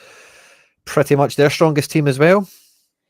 Yeah, the No boys Belotti. are in. Belotti, Stravezza, Sergio Roberto, all the boys. Moreno, left back. Then we've got Napoli at home to Lecce. Cravadonna on a 50-50 for a big midweek game upcoming. So maybe watch out for that. But Lukaku, Gilmore, McTominay, that kind of spine that's been kicking ass is set to play again. Merritt back in for Caprile. I think Caprile got a game recently. Defence has been solid. Zambo's been doing well enough. It's kind of hard to look past Napoli. I think, again, one of the best fixtures of the weekend when you see the Lecce team that they're up against. Falcone is a decent keeper. He's not bad. Can get some AA, but you just see Napoli at home against an outfit that looks like this and you just expect them to smash them. Dude, and it's hard to see. I mean, yeah, I guess so. Cravadonna hasn't been unbelievable recently, mine. So I don't know if there's anyone there that I go, oh, well, maybe Devin Neres. Neres can get a couple of DAs on his day. Defense is probably where you're going to look, I think. And Lukaku, I guess. But yeah, I like the defenders for 100 capabilities there. And the I didn't realize that's changed that because Capri was in yesterday. Was it? Yeah, definitely. So he's back in. Doing lineup building. Yeah, I think it's a good game for McSauce. He could get decisive in a game like this. I think crashing midfielder. Easy. Bologna at home to Milan. They fancy Skorupski to play this game. I would go along with that from my thinking on the goalkeepers. We're chatting about it the other day again. But yeah, Bologna really lacking some teeth since their kind of outgoing business they've had. Ferguson is back in training, but still nowhere near in the fold for the squad, it appears. And Milan, I don't know what to think about Milan nowadays. Pulisic is on fantastic form. Leao doesn't seem to have any form. And yeah, the rest of the team is kind of 50-50-ish. Teresiano is back in again, Harry. The boy. Who's a midfielder, we found out after the show. He is a midfielder. I don't think he scored very well last week, Quinny, actually, looking back. So I don't think he's well, maybe he's worth a little D3 effort. But yeah, what's his name suspended, is he? Dale? Oh, he got red carded, didn't he? I actually don't remember. Sure he did last week. I don't know, actually. Maybe I'm wrong. I can't remember. I can check it. Maybe the chat can help us. We then have Atalanta, who are pish. They're at home to Hellas Verona. They're going to play the same. No, they've made one change. It looks like they'll play Ruggeri over Zappacosta and De Ketelaar for Pasalic. Otherwise, it's the same team that played against Celtic. And they are at home to Hellas Verona. This is the Hellas Verona team on screen now. Thanks to start. Big Lazovic on the wing. Parma Empoli on screen now. I'm seeing this Boney guy has been linked to a lot of places. He's got no cards, sadly. But there you go. And this is the Empoli team. Again, I remember kind of talking about this team last week. It's having a wee bit of character about it. Decent keeper. Some of the players in defence and midfield are not half bad. And then Colombo, Esposito and Solback. And there's 3 forwards that are pretty handy. So I don't know if I'd totally write them off, but again, a game probably no one cares about too much. And then we have Lazio, who are coming out of midweek rotation to come back home to face Genoa. Isaacson, Ravella, Tate, Zakanye, all back in to start. Gigo back in as well. Yeah. Dia in for Noslin. You playing your Tati? Top team. Wow, love it. Yeah, because do you know what? I don't think Lazio are worried about that at all, to be honest with you. Mm-hmm. Don't think Lazio are quite in that top fixture rating, but like they're definitely in the top percentiles, I think. Yeah, makes sense. You just want a forward that gets thick end of 70 minutes, if not more, and can get a decisive or two, so Mm-hmm. I've not got many that fit that profile this week. This is the Monza team. They are playing Venezia. This is the Venezia team. And then we have Inter Juve. This is the big game in Italy this weekend. Zielinski 40% on to start this one over Calhanoglu or Aslani. Otherwise, the rest of the team picks itself. Federico Di Marco this week being compared to Roberto Carlos. I don't know if you heard that one. Wow, no, I didn't. Can't remember who it was, but it was like maybe somebody like Capello or something like that, an old timer. So good, high praise. Wow, fair play. And then this is the Juventus team that are really on the ropes right now, really struggling for some sort of success to hang on to. And yeah, a few rotations. Hard game to judge. I think Inter are just immovable. Like I don't see Juve scoring more than Inter, and I don't know if there's many goals in this game. Yeah, little 1-0, 2-1. Yeah. Maybe 2. Fiorentina at home to Roma. This is the Fiorentina team. They won last night away to somebody crap. 4-2. Yeah, they can see St. Gallen maybe. Yes, yeah, something like that. Lucas Martinez Quattro get 3 decisives. Guess how many were negative? Oh, you've seen it. How many were negative? How many were positive? I saw. He still scored really well, didn't he? But he did the negative one first. So he got like the error led to goal, and then he got a last man tackle, and then hopefully he doesn't think it's hopefully he don't think it's job done. He needs to still redeem himself, and then he gets a goal. So he's just all action, that guy, isn't he? Unbelievable. Not in the start of this game, but sadly. And then this is the Roma team they'll be up against, which is a pretty formidable side now. Just need to get some points on the board. Yeah. And that's Champ Euro. Can I get you to co-pilot Challenger for me, Harry Boy, like we did last week? I feel like it worked well for my for my lungs. My breathing. Come on then, Challenger. Phil got a red before the international. We missed one game already. It's a multi-game suspension. Little PSV, Pekzwola.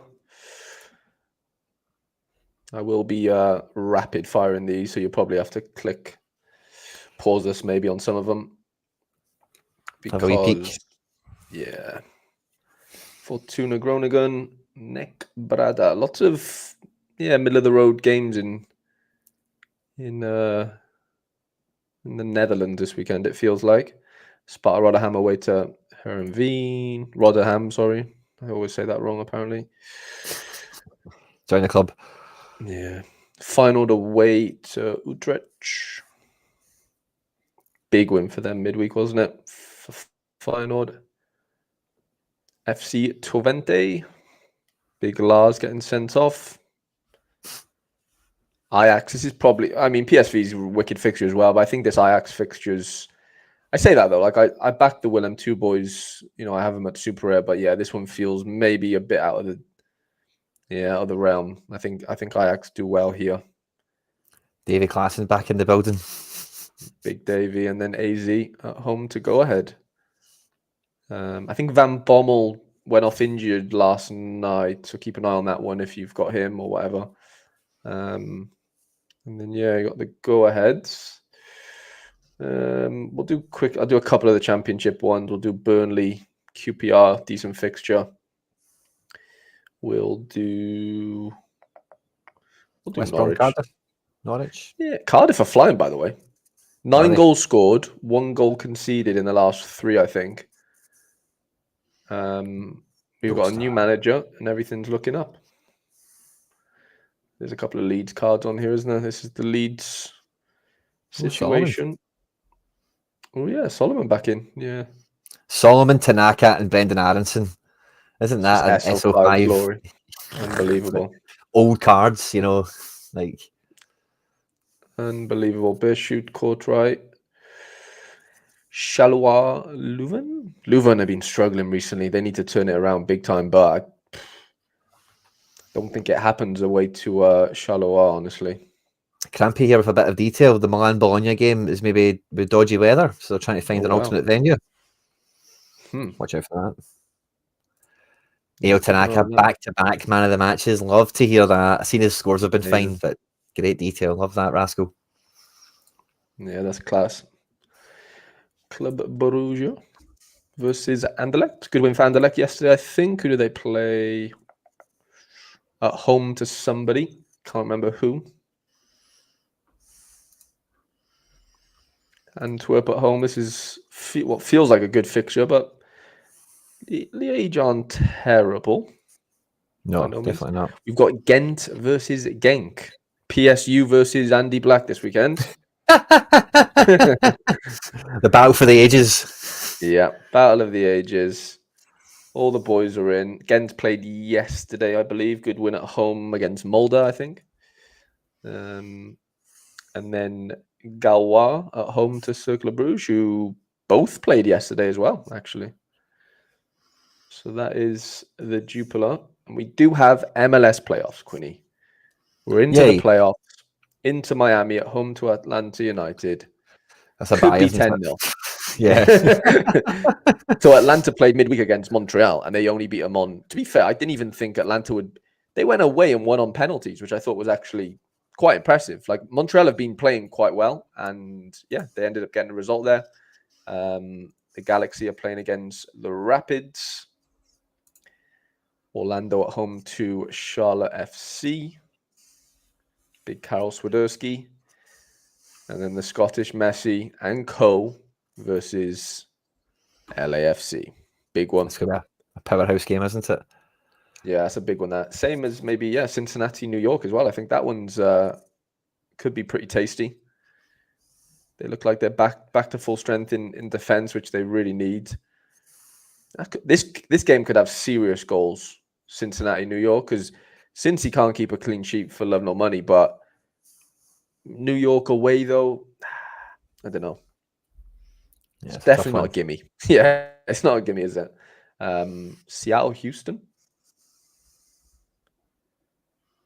Not a bad one there. And then Actually back in the building for the Dynamo. Yeah, he's worked his way back to full fitness, sporting away to Famalicão. Famalicão, no mugs, as I usually say. Mm-hmm. Big Zaidu and Co. Braga at home. Zalazar, João Moutinho. You loading up your? Do you have João Moutinho anymore? Nah, wrong region for me. Him and Was had to go, sadly. I remember the Was, yeah. Was and Moutinho no longer with us, sadly. Joe Ducey, yeah, I know that very well. I know they lost there. I bought a Matt Miazga very early on in the season, and he ended up having a really bad injury. Yeah, it's weird. Yeah, on other prediction sites they have Otamendi. On here they don't, so it's up in the air. It's a tough one because obviously he has a smasher fixture, and I have him, and I don't know what to do with him basically. So that's a bit of a worry, to be honest. But just came out. Yeah, AC Bologna off. Jesus. So that's my goalkeeper fucked. Anyway, it's 50-50 fucked. Now he's definitely fucked. 100% Victoria Guimarães, if anyone there's a couple of cards there. And then Porto. Did you see big Thiago Diallo's goal yesterday? No, I didn't even know he went there. Where did they get him? Yeah, he's been injured, but they got him in the summer, I would say. I thought Juve were happy to use him. I thought he was in the fold. They bombed him. He was in the squad, but yeah, they bombed him. But that was his first start yesterday, I think, in like a SO5 start. I think he played in the cup. Yeah, Graham, I know he had a bit of a stinker, didn't he, midweek? So yeah, but Pepe's in, all the boys, Omoradon, sorry, and then we've got a bit of Turkey. Fenerbahce at home with probably the standout fixture. Tight turnaround for them. Gala Besiktas is a big one. Yeah, it is. Another derby to go with the collection that we've got. Yeah. Big game. Big Ciro Immobile. That's probably it for Turkey. I think we can probably sack that off quite comfortably. And then a bit of contender. We'll start with Salzburg. Big Jan Blaswich is back in the net. I think the other guy got sent off midweek. What's his name? Schlager. No. Schlager, yeah. Was it Schlager? Yeah. Rapid away to Graza. I think they're a newly promoted side. Big Dominic Fitz in the 10, as you want him.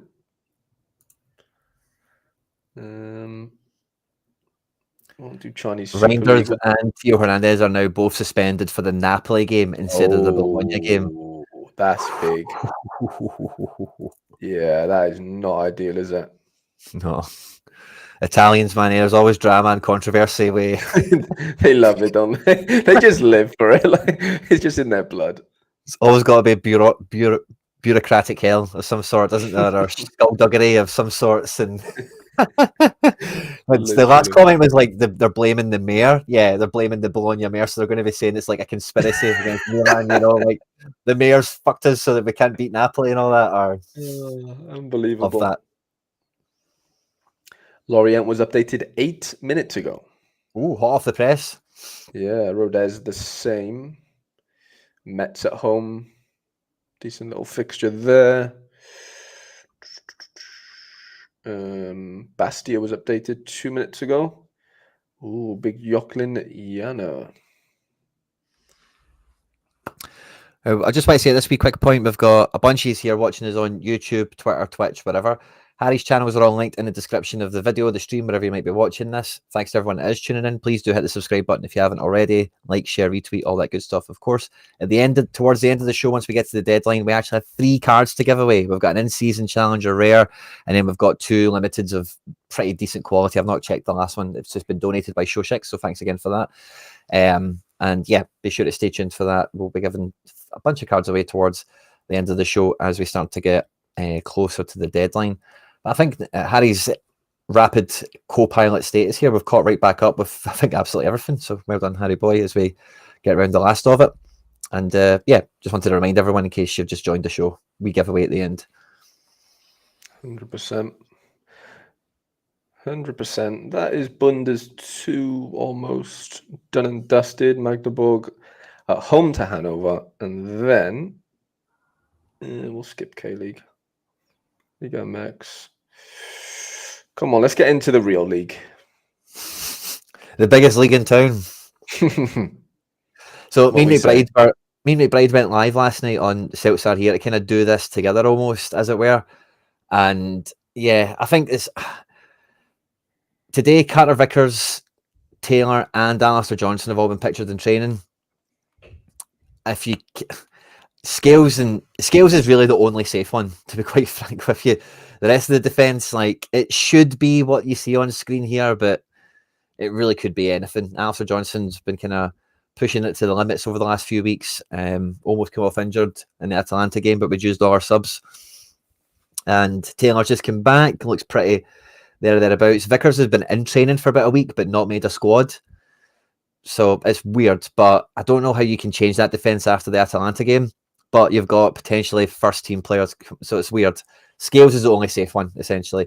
Midfield, McGregor is the only safe one. It really could be any combination of McGregor, Hatate, Engels, or McGregor, Bernardo, Engels, or it could even be something like McGregor, Engels, McKibben, or something. So I do think Hatate does start. If you were to push me on it, I'm playing him in the majority of my teams. And again, in the front line, I think Kuhn is the only nailed-on name. I do think Ida starts this because it's away from home. I think he'll start like he did against Atalanta, away to Motherwell. And like the one rotation I think that is the most likely to happen is something like James Forrest starting for Dyson Maeda. And we were talking about that quite a bit last night. But see, when I looked at it again this morning, Dyson came off in the 75th minute. And you then tend to think, well, he probably does start the weekend. Dyson always plays. But if you watched him last weekend and midweek, like, he is fucked. Like, he really could do with a couple of days off. Like, I think is the way it looks. So maybe he just powers through it, and that's all good and well. And maybe he plays. He doesn't have a good game again. He gets subbed at halftime or in the 60th minute or something. But Dyson's a funny one for me this week. So that's kind of how I'm looking overall. I tried to go single defence as often as possible. And yeah, I think we win this one. I think we keep a clean sheet. Motherwell got a few injured players. We've got a few decent players as well. But yeah, I think this will be a good one. A lot of possession. 100%. They love it, don't they, on Predictorfy? For Lennon Miller. The big Lennon Miller. Love it. We got Dundee St Johnstone. Big Matthew Smith, ex-City. Oh, yeah. Nice. Matty Kennedy, Ross County. Aberdeen Dundee, is that the fixture really, or no? Or is it second versus fourth? So Okay. this is a big one for Aberdeen. If they want to compound something from that draw against Celtic, they play Rangers next midweek.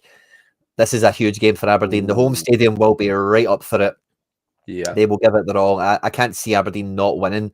Dundee United can score in this fixture, but so it's one of those ones. I think Aberdeen win. Junior Hoyler, by the way. We have the Edinburgh Derby. If you want to put that back on, I don't know if you skipped it or if I missed it. Sorry, but This we one, have yeah, another I did it. Hearts Hibs. We have another derby to go in with the mix. So yeah, Junior Hoylett is in town. Molotov cocktail in the number 10. Quandary in the midfield as well, and Kurachev. That guy's a City Football Group guy that's found his way to Scotland as well. Up front with your boy Lewis Miller. He's a really good right back for Scotland. Whenever I've watched him, I know he's Australian, but I mean in the league. Yeah. Bursic was getting hammered last week for being he's shocking. I seen the things. I mean, one of them was the last goal was shocking, but the other one, the second one, like I thought that was harsh personally, but yeah, he didn't have a good day, did he? Yeah, not a good day. I'm not too sure what this is in relation to Martin Matic. I'm sorry. Is it? Oh, sorry, I kind of half read that question. Good buy average price, please. I'm not too sure I could answer that quickly, that easily on the deadline show. But the best thing to do is come back on Monday night where we'll do gallery reviews and all that good stuff. Also, you need a season ticket, but that's or maybe later on in the stream. We'll see how it goes, mate. I don't mind answering questions like this, but we have 29 minutes to the deadline, so we're a wee bit pressed on this one. Tayside derby as well.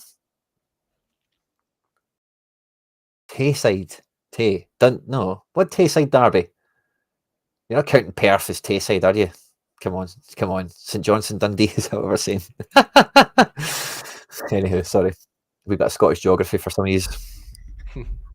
I think that's us really, Quinny, to be honest, mate. We have a fourth card donated to the giveaway. Thank you very much, Mikey Baston. Hero, living legend that he is. Thanks again to Laird, who earlier on donated some memberships to the channel as well. Thanks again for that, buddy. And Quinny does not do anything outside of Glasgow. I do plenty of stuff outside of Glasgow, but I don't know if I'd count Perth as Tayside, not a derby. Yeah, like I'm not sure that's a derby. I know Perth and Dundee is. If there wasn't two teams in Dundee, I could see it being a derby. But when you've got two teams in Dundee, I don't think they're counting St Johnstone as a derby. Maybe St Johnstone are counting. I know Ian is a St Johnstone fan, in fact, but maybe St Johnstone look at Dundee as a derby because if you know what to fight with in Perth, but maybe they go take on the Stirling teams or something. I know my geography, school. I know my Scottish geography. I've been around the place. Or maybe I'm Tay. Where does the River Tay flow? You're screwing with me now. Maybe I need to go look at a map. You're screwing with me. You're questioning everything I know. Tay is Dundee. I suppose, right? Okay, it does go into Perth. I'm looking at it on a map. The River Tay does go into Perth. Will we show this on screen? For anyone that cares. But yeah, so Dundee and Perth. And this is the River Tay. So I guess it is a Tayside derby, I suppose. How would you pronounce this place, Harry boy? Go on, where are we looking? How would you pronounce this? The Stoke Mew Avenue one, no? No, the wee thing I've got. I mean, Shone or something? Schoon, yeah. Schoon. I don't mind pulling up some maps. I was losing my mind there. I thought I've said Dundee is Tay, like up in Aberdeen or something. Have I got my Tays and my everything upside down? But no. Can I just say, there's a certain Welsh club that has more European wins this season than big Manchester United. What is going on? What is the Matrix providing us with in the footballing world right now? Away to Astana, by the way. A decent point. They sold I'm player sorry. to Saudi as well. Nice. Yeah, this kid called like Brad Smith or something. He was at Villa, and he's been bought by a Saudi club. But like he was there last, like this season, he's been scoring like 10 goals a game, or like before he went, he was literally just smashing it. And they obviously sold him, and I mean they only lost 2-0 to Fiorentina, by the way. Sorry. Say that last of the comments took me off track there. Sorry. After you said about the guy going away. And what about Fiorentina? That they got humped? They only lost 2-0 to Fiorentina. No. Only lost 2-0, sorry. Yeah. Away as well. The new firm relates too. Everyone testing you now, Quinny. Yeah. Indeed. But we've got 4 cards to give away as well. And yeah, up the TNS. Love to see a bit of that happening across Europe. We had a game as well. I forgot to check the result, but it was like Shamrock against Linfield or something. Or Larne. Yeah. Larne against Shamrock or something. Northern Ireland versus Republic. Yeah. And I thought that would be a game to watch like on the telly. Like see. I hope it was well attended and all done in good spirits and stuff. And yeah, fair enough score. You did call it. The Icelandic team were not to be taken lightly. Yeah. Right, so we've got a few cards to give away. I think we've trapped the majority of predictions and stuff that we're going to get to. If there is a few outstanding requests, feel free to throw them out there. We'll try our best to get to them. But we have a few cards to give away towards the end of the show, and we have a wee bit of deadline drama. So, Harry boy, how are you doing with your teams? You got them all set up and ready to go, or are you still toying? No, to be fair, I haven't toyed too much like in the last hour and a half since we've been live, unless there's anything that I've missed. But no, I think I'm in a fine enough position, mate. Honestly, I'm just kind of double checking now, but I think I'm all right, mate. Yeah. Nice. What else? Do you want to show us what you've got? Yeah. Let me get the old Sorare up on the big screen.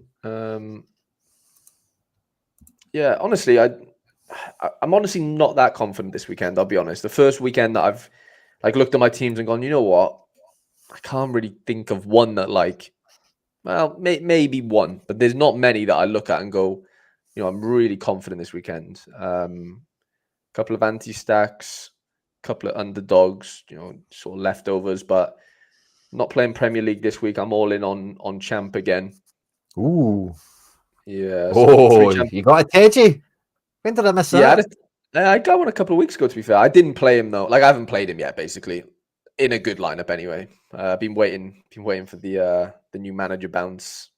Good fixture. But, yeah, we're looking pretty good in champ, I guess, on paper. But am I disrespecting Big Nakamura in D3? But the issue is he can't play against Bizot. So he can't go in D2. It's just whether or not he goes in ahead of Tedgy, basically. Which, there's definitely an argument to say he maybe deserves it, but yeah, it's a tough one. At home is good for the Ream boys, but it's not a great opponent. Whereas Tedgy's at home, set piece guy. Again, the game's not great, on but everything. Yeah, just a wee bit of security with that. All those outfielders are set piece takers. That's kind of my, love that. I know Laird's big on it as well, but yeah, all set piece takers for the most part. Little D2. I've got no D1s in Champ Classic. Challenger in season. I need to change this, actually. I was speaking to Ian earlier, but I'm not too confident in my in-season stuff this specific week, so I'm going to actually move them down. I'm going to play D2, D3 instead of D1 and just save my D1 for next weekend because things look a little bit better. Like they're all at home, that first team, but I'm still not I'm not sold necessarily, to be honest, where obviously I won it a few weeks ago, right? Last weekend, if I played I basically didn't go with Tommy St. Jago. The rest of the lineup kind of all did their job. If I had gone with Tommy St. Jago instead of, who did I played Zanka instead of him, basically, and I would have finished 5th in D1 again, which is like 200 quid. It would have been really nice if I'd done that. But yeah, that was like the big mistake I made last week. So I just don't see any of these teams absolutely smashing, to be honest, mate. So I'm actually gonna bring him down. I'll bring one of those down. That's a good move. I like that. Yeah, I know I've got a bit more going on next weekend, so I think that's the play. A couple of D1s and D2s here. I did go into the market last night and bring in a few PSV boys. Quinny, 35 quid for Ismail Saibari, by the way. 35 quid off auction. Gus Till was like 25 quid with a market buy, but I sold my Tonali. So Tonali's out of the building. You did? Yeah. I thought you'd have kept it. Under 23. Well, he's not under 23 anymore. Is he not? Sorry. I thought you still No, I thought you still had it. not, I wouldn't even, like, because he's in season, like, you can't afford to play them in under 23, you know, like, yeah, fair. As in, even if he was, and I don't play Prem in season, so it's a no-brainer for me. Like, I sold him for 60 quid. I got Gus Till and Saibari in for less than that. So it was like, no-brainer for me, to be honest. And, I didn't realize these are all Monday. That's a bit of a gutter. It'll be like Sunday night. Oh, no, well, that's your local time zone, isn't it? Yeah, that'll be Monday for us. Like, actually Monday. So is that like Tuesday for me then? Or is that Monday for me? Yeah, it would be. It'd be like 3 a.m. What game is that?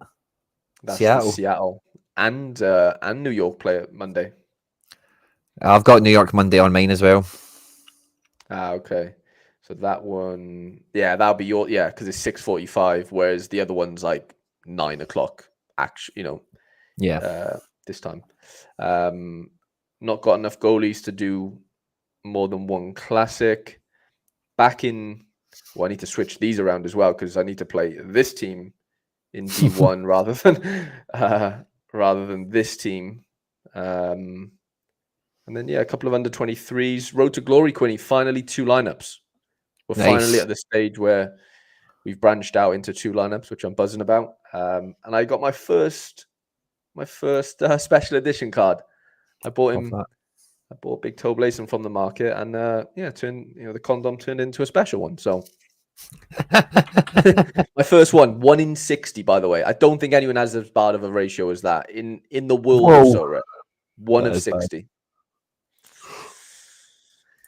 So excited for the weekend. But not too excited in a weird way. Yeah, mine's is 1 in 24. I had to go check it there, but 1 in 60, Harry, that is brutal. Bad, isn't it? Yeah. Right, let me switch these around. If you've got some switcheroos. I've got a few kind of things to iron out at the last minute for myself. I've got some rewards to win tonight, which will be good fun. I left my boxes as well from last week that were from Contender. I didn't open them. So I still got them sitting. Maybe see if we do a wee bit of that tonight.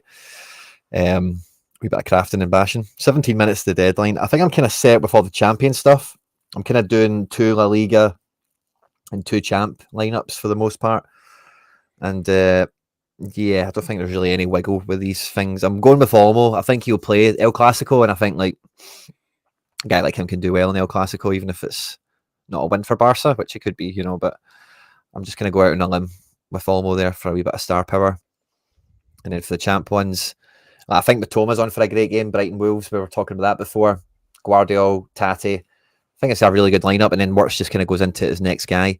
But Liverpool, I've got Szoboszlai in this team here. I didn't use Robbo, but I might use Robbo over Angelino in this, or maybe instead of. I think if I put Robbo in here, I then get Robbo, Szoboszlai, and use Szoboszlai as the mid. And then who could my 5th man be? We're looking at Kang from the bench. I can still go back to the Angelino, I suppose. Go double defence. I've got Jota as of yet unused. I've got Openda at home at Freiburg. So what do you think about this, Harry? Openda at home at Freiburg or Angelino away to Fiorentina? It's got to be Openda, hasn't it? Openda, do you think so? Yeah. Or Ahmed? I've been really buzzing about Amadou. He's on track for a wee L5. He's been doing well, yeah. He's been clicking up, I got to still fancy Openda, though. I fancy Openda as well. Fair enough, let's take Openda. So a wee bit of Liverpool, and then some striker power. Yeah, let's do that. I don't mind upgrading the Liverpool situation a little bit. If we think Arsenal are on the ropes, that feels good in front of me. I'm going with the Werner Super Rare, I think. Or actually, Now that I've seen, I might go with, I had Baron Ashea in here. I might just put him back in here because then that just kind of takes that problem off my thing. But I don't have a midfielder. Riquelme might play, probably doesn't start. Same with Sabitzer. Same with Kamada. Same with McGinn. Christie probably starts, but it's away to Aston Villa. So my last midfielder spot's a bit of a headache. Maybe go Sabitzer off the bench. Or McGinn from the bench. It's Kamada. McGinn starts, in my opinion, Rascal. If you think that, I'm going to do it. I had him in there, then when I seen he wasn't on at start, I shat it.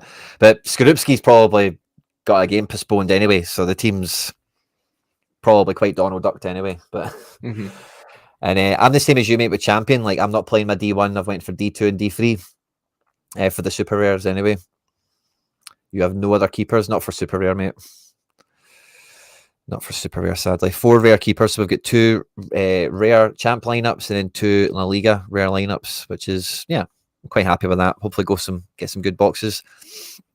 We've got a challenger team for me, which is normally an NYC stack, but Gold is coming into it. Burnaby's coming into it. Depay is on 3 decisives in a row. He's in the team, looking good. And then the foundation team that will try and win stuff and give away it to you guys. We've got the signed Maxi Morales, we've got Eo Tanaka, Mickey Yaman, and Leia Labada running the show in that. So some high XP cards that we hope to do well in Division 2. This now finds itself in. Went from D5 to 2 in no time at all.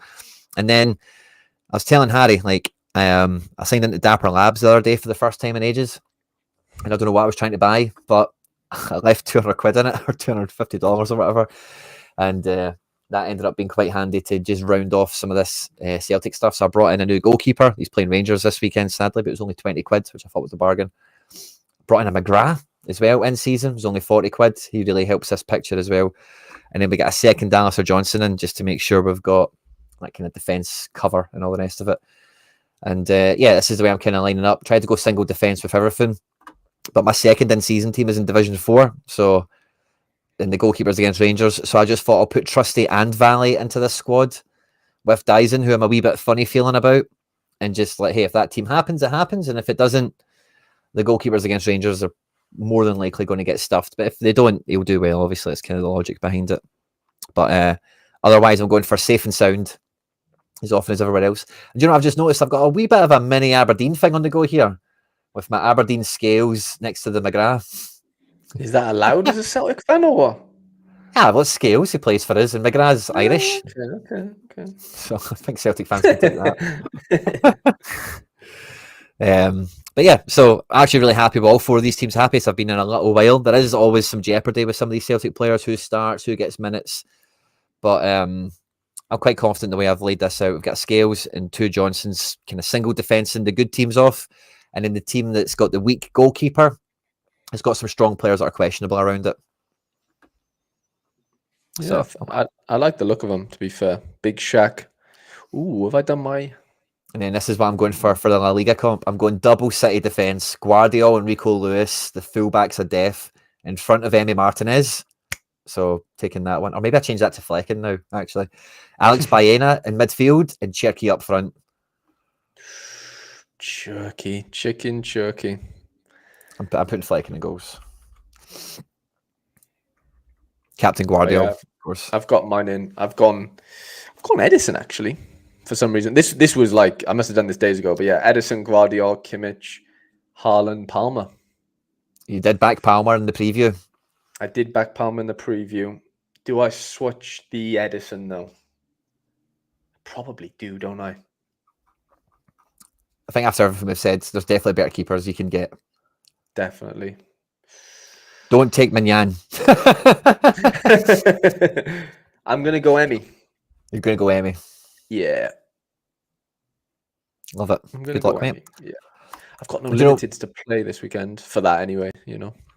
I was just going to say there, one thing I realised I was going to do deliberately, I've obviously I see the time now, I've got one team left to pick, and it's for anti-stack, Harry. I've got one goalkeeper as of yet unused, and it's Geronimo Rulli in La Classique. I couldn't get him into any of my champion teams over the other keepers I've got. They're just not good. It's scary games. So this is my anti-stack team. I've got Angelino for the defender maybe, I've got lots of it. The one thing that does piss me off with this anti-stack is there's no collection bonus. There really should be collection bonus in this, I think. Yeah. No, I agree. But, I do. It's a weird one, isn't it? yeah. But I've got Frimpong as well, as of yet unused, quite punchy, decisive, capable.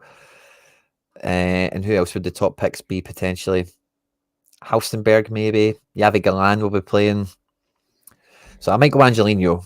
I don't have any other Roma players, so I don't think that's a thing. So that's fine. Midfield, I've got Achi, who I've not played yet since I bought him, but he's in. We've got Kang, not in a team. Unlikely to start, but he's Kang, Game, you yeah. know. We've got Broholm in a bad game. We've got the Celtic leftovers, of course, and Kunku probably on the bench. Danny Parejo, and maybe one of the best fixtures of the game week, but Danny P's been kind of sucking recently. Been very much, look at this.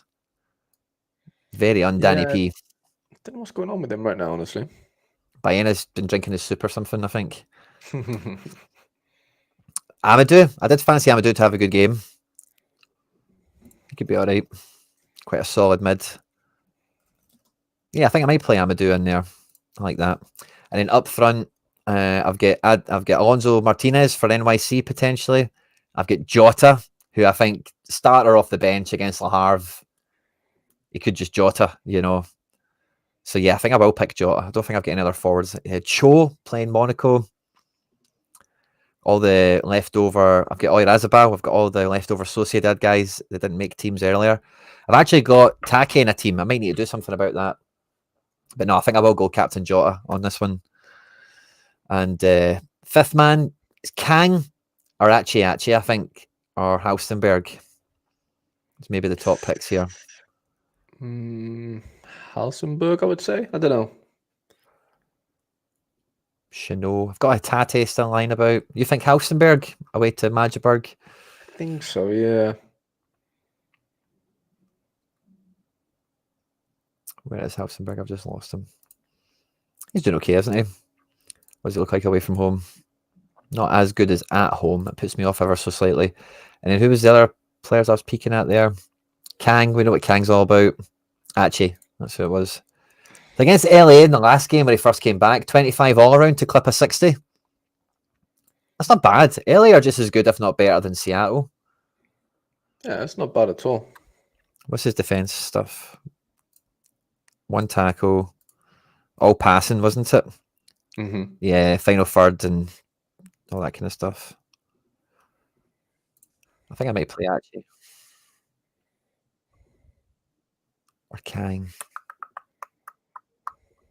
I'm going to take... Oh, no, I've got Rulli in this team. I'm not going to take Kang, because I think that's maybe, on this one occasion, bad juju. But yeah, let's go Achi. Let's stick him in here. Captain Jota till I die in the anti-stack. Have you done your training? Nope. Jota starts, I think, Quinny. Ooh. I hope so too. I'm not scared of the Friday curse, not for Jota. Jota doesn't know Friday curses. You're clicking through a wee team or two. I don't know if you're doing training or you're rejigging your D1s to D2s or whatnot. Yeah, just a bit of training for me. Yeah, it's a training deadline drama dash. So once I've got training done for me, we'll do the card giveaways. And if you're still doing fine, that's all good. But yeah, last couple of minutes, just need to make sure don't miss any of that precious XP that we all love to get our hands on. Tell you what, the pie's on fire, isn't he? Yeah, he's doing well, man. He's doing well without getting his AA. He usually gets, but at least he's clipping those decisives. Mm-hmm. Yeah, he's on a bit of a streak, to be honest. 3 in a row, I think I seen last. I hate how you have to scroll down to the training thing every time. Yeah, that is a bit of a pain in the ass, isn't it? Yeah. Like training should be like one thing, you know, like you should enter training and then like you're in it and then you do your 6 teams. You know what I mean? Like it shouldn't knock you out of training because now that everyone's got 6, like it's a thing. Like nobody's not doing their 6 lineups really. Yep. I should just not get the cards for it. Yeah, if you've not got the cards, fair. Yeah, good point. Yeah.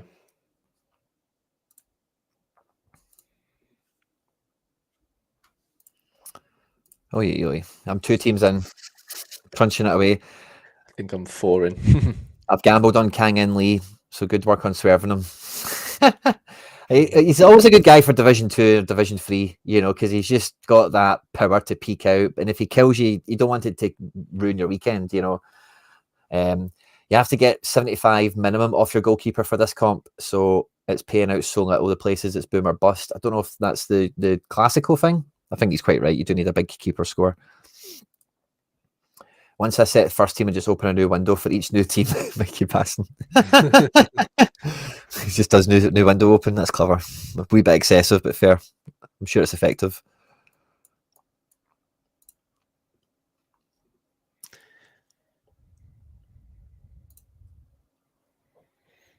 Who else do we need trained? All the lads reckon Lennon Miller's an easy 70.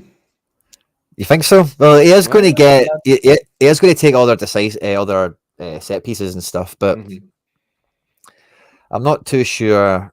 Like it's a decisive. Like Celtic are a clean sheet machine this season, and I think you can go into every game now thinking Celtic could get a clean sheet in this one. I don't think it's too much of a stretch like it has been recent enough times.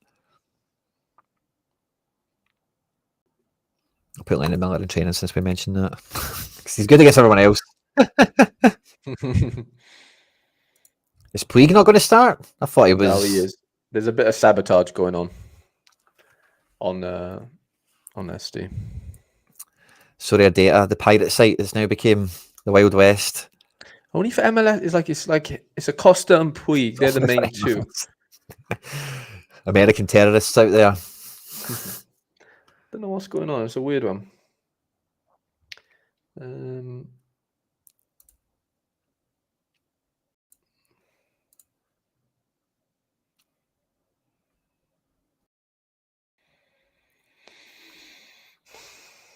Almost there. Where's Quan? Where's that? Or Brohome? Almost there. Dessa's come off injured as well. Celtic will rotate. I don't think that's a given score. I think that there is some rotation that could be had, but I think that's maybe more likely at home to Dundee in the midweek, like big, our pitch, our environment. But I do get we've just travelled back from Italy. Some of the guys have had a bit of an international window as well. Maybe you do it for the weekend to make them then prepared for the midweek. But I think it's going to be Dundee onwards as a chapter for the team. We've got the Aberdeen game, of course. We've got Leipzig at home in the Champions League. So I get your logic. I'm with you on it to an extent, but I don't think this weekend he'll do that.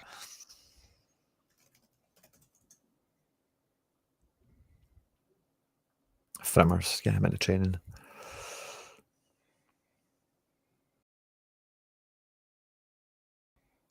Marino.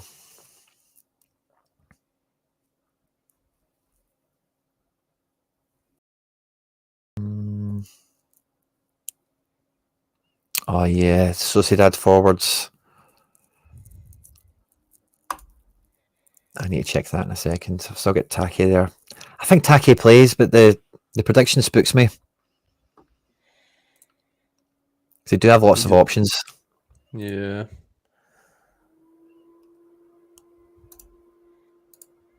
Would you stick with him, or would you play? I've got them all. I can play any of them. Would you go with somebody a bit safer? Or would you stick I'd with go the that standard? Ori guy. It would not the centre forward, that Ori Oscarson, whatever his name is. So I've got him in the same team already. So I've got like a Sociedad team. Oscarson, Aaron Barrow, Zubimendi, because I've put Braze into this team. And then I'd captain Take. I don't know. I think I'd captain the forward, or maybe Zubimendi. Like, if we don't know Take starts, I just worry that giving him the armband as well is maybe overkill. Yeah, I thought he was starting. I did that, but yeah, I'm with you. Yeah. I'm going to go Oyarzabal because he's just more certain. And then I'd probably be captain the fullback. If he can get decisive, he can smash. Aaron Barrow, what's Zubi looking like recently? Good 8-8, not many decisives. But if he got one, I suppose it would be fire. But yeah, I'm going to captain Aaron Barrow. Yeah. 2 minutes, thank you very much. Yeah, they went to training, Mikey boy. So that means Taki's in training for me. many teams have I got left? One to do. Nice timing. Minute left. You got it. Yeah, all rare. No super rare training for me, if anyone cares. Just something I've noticed just now. But and then who do we want in defence to get some XP? Who's valuable for the club? Who's somebody that is going to maybe be called upon to do something? Yeah, nobody all the way down here anyway, probably, but worth a peek in case somebody's overlooked. Nah.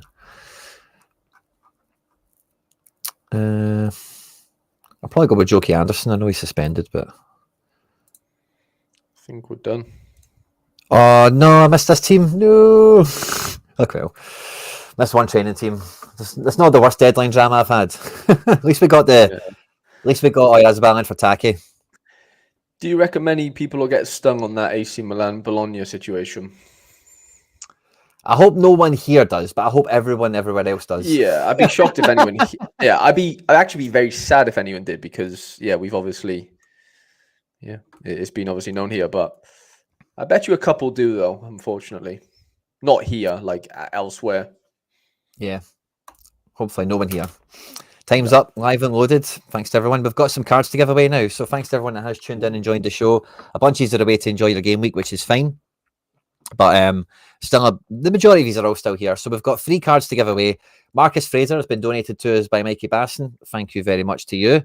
Has given us a Marcus Fraser, who is a pretty handy little Team 2, Team 3 guy. We've got Tomoyo Koyamatsu. It's a new one for me. Been donated by Shoshix, and he's a wee Team 2, Team 3 guy as well. Very happy to have them in the giveaways, as well as Matanovic, who I picked up for the Fly with the Best thing. So 3 limited, and then we'll be giving away a Rafael Behunek as the rare in-season guy.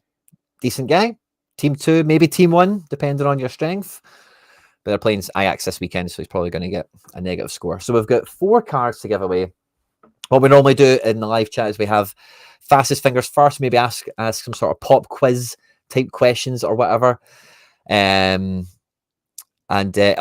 right, so we'll do the first one to get us going, an easy one, right? And we'll give away Marcus Fraser for this one. At the beginning of the stream, me and Harry Boy were talking about the Scottish Messi, Ryan Gauld.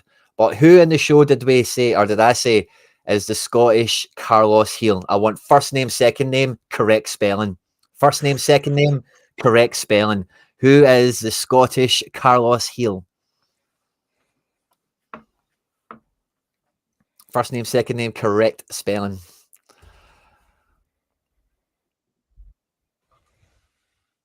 Ooh. We've some entries. We have a few right. Are you asking for capitals on the name, on the beginning of the names? No case. No, I'm not worried about cases. Okay. No. Okay. So let's see. We've got a bunch of right answers. The Scottish Carlos Heel, of course, is Armstrong, but that's not his name, Boyson. I'm sorry, but his full name, thanks Bean, is Stuart Armstrong. So Bean, from this YouTube account, mate, I need you to tell me your Bobo Baldy. Funny. I need you to tell me your SO5 name, your club name, your Sorare manager name, and we'll get Marcus Fraser sent off to you. So I'm going to make a note. Fraser for Bean. Excellent. The next one we'll give away is the Tomoyo Koyomatsu, which is donated to us by Shoshix. Thank you very much. And I'm trying to think of some question we've got. If any questions come to you, Harry, by all means, feel free to shout them out. But for this one, what could we think about? We have...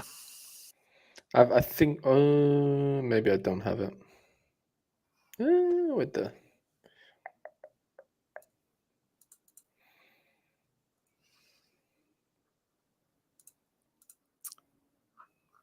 It's Bean come in with his Sorare Bean. It is nice.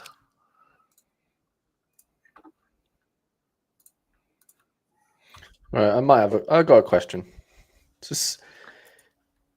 I've got a question if you want one, Quinny. I'd love it. What kind of answer is it? Same format as what you just did, basically. So just, first and second name. Correct spelling. Give me the first and second name of TNS's goalkeeper that kept a clean sheet last night in Europe? First second and name. second name, yes. Against Astana, sorry. Tom Jones. Tom Jones. Great. I don't Great mind guess. it, but yeah, great guess. Jones is definitely a solid shout if you're guessing a French name, Welsh name. This guy has the exact same first and second name as a first team Wales international. Oh, really? Yeah. Johnson. No, close. Somebody's got it in the chat already. Oh. So, Harry boy, what is the correct answer? The correct answer is Connor Roberts, spelt exactly like how Mark has said it there. Mark. Like Marcus. Yes, yeah. Mark, yeah. So double N, Roberts. Yeah, double N. Yeah, perfect. I've got Bean as the first correct answer again. Have you? Let me see. Right. Congratulations, Bean. But we don't do double winners, sadly. No, you're right. Yeah. So the next one is Valley 99. Congratulations, mate. I don't know. I missed them, yeah. Just need you to tell me what your Sorare club name is. And you are the winner of the Koyamatsu. And this is Valley 99. Need you to tell me your Sorare club name. And I'll get this one sent over to you now. Beans on fire. Love it. So Valley 99, I need your club name in here and we'll ship over to you the Koyamatsu. So that means the next card we've got to give away. Oh, there we go. It's the same name again. Love it. So I'll just copy and paste that before the chat gets flying away again. But the next card we've got to give away is the Matanovic, who kind of backfired for me this midweek with not really pulling his weight. Sadly, some of these cards have been donated by Shoshix and Mikey, haven't officially come into my club yet. So as I try and send them out, they're not appearing. So I've got the tabs open. As soon as they do appear, we'll ship them out. But the Matanovic should go straight away because I bought this guy a few days ago and he's been in the club for a wee while. But yeah, scored in Scotland as well. Wee bit of a Croatian international in the making. Bundesliga 2 hero from last season, doing his thing. Liam King is maybe donating something else to us here. Or he's trying to steal something off me. Oh, he's donated another one, guys. We've got another limited to give away. Thank you very much, Liam King. Thank you very much, mate. Love the generosity. Thanks for the support. It's a Leo Gomez of Jubilee Iwata. So we welcome that into the club and we'll give that away after the Matanovic. So, okay, this is a good one, right? Matanovic was in one of the best games I've fought this midweek. Frankfurt were playing Riga of Latvia at home. What was the final score? Should have been 10-0. I actually don't know what the score was, I'll be honest. I know somebody had an assist, but I don't know the score. Answers are flying in. 1-0 to the Frankfurters. Wow. First correct answer is Krampy, who just picked up his membership today. Congratulations, Krampy. Love it. Matanovic. I need your club name, Krampy. Matanovic. Krampy. I'm just going to try and put Krampy in, just in case it does actually fit anyway. There is a Krampy, but let me see if that... No, it's probably not you, but let's see. Tell me your club name, Krampy, from this same... Oh, there we go. Clash God FC. That's a name, isn't it? Yeah. Great. It's the same account as well, so that's good. Nope, Clash God FC doesn't bring me up anything. What's your manager name? That maybe help us. Excellent. So the next card we've got to give away, it's not even into the club yet. Let's hit a wee refresh, see if it comes through. Is this Leo Gomez of Jubilee Iwata? Thanks again, Liam King, for the donation and the support. Again, this is a Team 3 midfielder, I think. So let me think. Let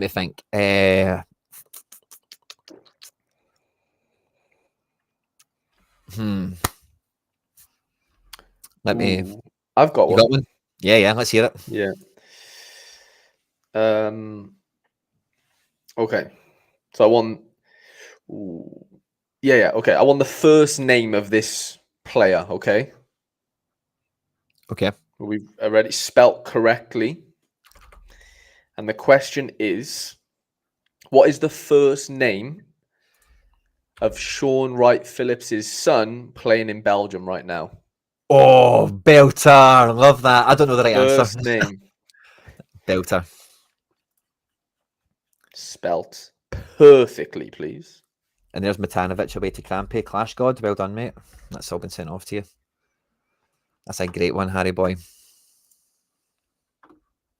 We've got a winner. We have another donation in from Retrobate Degenerate, which feels like it would be somebody like Score. Can't remember whose name that is. It seems to be an Aberdeen fan, and he sent us a Leighton Clarkson. So we have a 5th limited card to give away, guys. Thank you very much for the generosity, Retrobate Degenerate. So I'm seeing Mark as the top here. DiMaggio. Right, so DiMaggio was the right answer. Nice. Yeah, Andy was really close in second. Kev Hare. Oliver was in third. So yeah, Valio, that's the wrong answer. Is this the right answer? DiMaggio, just like this? Yeah, just like that. Yeah. So Marcus or Marquise? Marquise. Congratulations, mate. You have won the Leo Gomez. I need your club name. And we'll get that shipped off to you as soon as it comes into my club. Leo Gomez. And that was Marquise. Let's see if I can put that in and see if it comes up. Marquise. Sean Wright Phillips turned 43 this week, Quinny. Cannot believe that. And his son is 23. Busy boy. Now, the last limited card we've got to give away is an Aberdeen card, a Leighton Clarkson. Beautiful. I bought an Aberdeen card this week, a McGrath. I want the serial number of it, the full serial number. Number/number. I want the full thing. Yeah. The serial number of my McGrath. I'm just going to guess. It's got to be pretty high. I'm going to say 59 out of 100. I don't even know the right answer. I'll need to check it. I'm going to look, not say anything though. So Marquise, you won the Leo Gomez. Ooh, I saw you've changed your club crest, Quinny, on Sorare. Yeah, so I went to update it. The club crest is appearing in a few new places, let's say. There'll be a wee video out in a few days to explain a wee bit more about that. And my old logo, said established game week 78, which now is kind of a hard thing. It's not really a date anymore, is it? Because we're not on game week 557 or whatever we should be on by now, So yeah. I had to change it to a date. And then when I'd done that, I didn't have the original graphic to just update, so I had to kind of remake it a bit, and that was a pain in the ass, and I ended up having to do it. And anyway, rebrand slightly, yeah. Now let's have a look. My McGrath is serial number 28 out of 100. Wow, not a first owner card, so maybe that might have thrown some of these off. Yeah. So the first correct answer for 28 out of 100 is Valio. Again, GG's, mate, but we don't have double winners here. And then the next one is Luke Jones. Congratulations, Luke. Let me know your club name. I know your club name, Luke Jones. It's like Luke 96 or something, or it's something simple enough. But I need you to remind me, Luke, and I'll get that Leighton Clarkson sent over to you. And Apocalypto has became a member. He's picked up his FC Barcelona season ticket for the 24-25 season. Love a bit of that. Thanks very much, mate, for the support. Looking forward to seeing you on the deadline, or on the members content, I beg your pardon. And yeah, Luke Jones, just remind me your club name, and we'll get the Clarkson over to you as soon as it's available in my gallery. And that means, guys, we're at the last giveaway card. We are going to be giving away a rare in-season challenger, Raphael Behunek, that I know Harry Boy would love to win for himself with the Willem 2 collection he's rocking these days. Luke Jones 96. I knew it was an easy peasy one. Look, there we go. Copy. And we'll get you the Leighton Clarkson as soon as it appears in my gallery. Add card. Clarkson, is he there yet? Maybe. Now, guys, at this stage, we have a winner of the last in-season challenger card I gave away. It was Maziz, if we can find him. I don't know where he is, but he's still in here somewhere. Somebody won him on the giveaway. They are yet to claim their prize. So if it's you, you've only got until Monday, and I'll give this away to someone else. But watch out for Maziz, might be coming back on the giveaway market. Okay, cool. So we've got Nick to give away. Thanks again to everyone that's participated so far. Congratulations to the winners we've had. Thanks very much to all the mad support we've had on the show today, from Laird to everyone that's donated on the giveaways, Predictorfy supporting the channel, everything else. It's been a great show, guys. Thanks very much for all the support and everything else. Now, for Raphael Behunik, we need to ask a really good question. We need one that anyone could answer. And we want one where we need lightning fast fingers for. One where we're maybe not checking apps and stuff, but we have the details at the click of our finger. And I'm trying to think about what's happened this week. Is there a wee headline, maybe something we could know about or be aware of already? Essence? Nah, maybe you could do. I don't know. I've not thought that one far enough through. I'm not too sure. So the final question, we want it to be a goodie. Okay, how about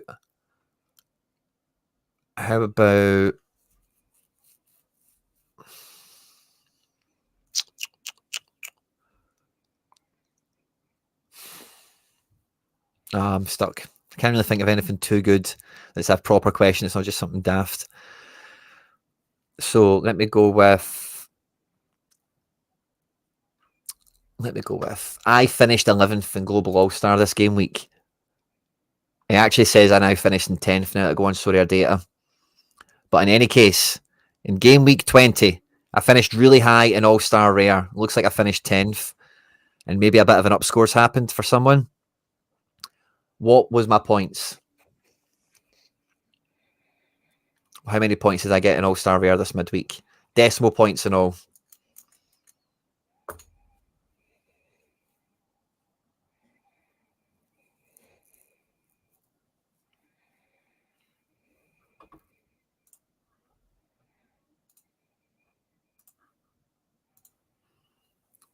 Let the answers fly. Let the answers fly.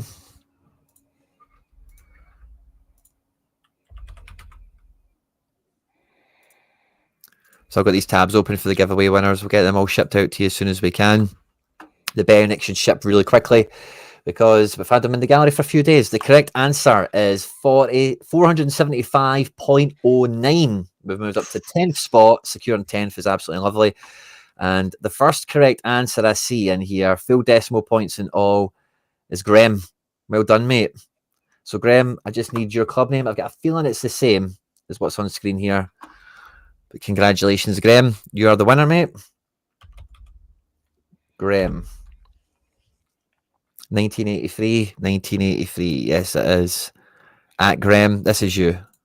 Just confirm, Graham. But yeah. Behunik, congratulations, mate. He's going to be whizzing his way to through cyberspace to you.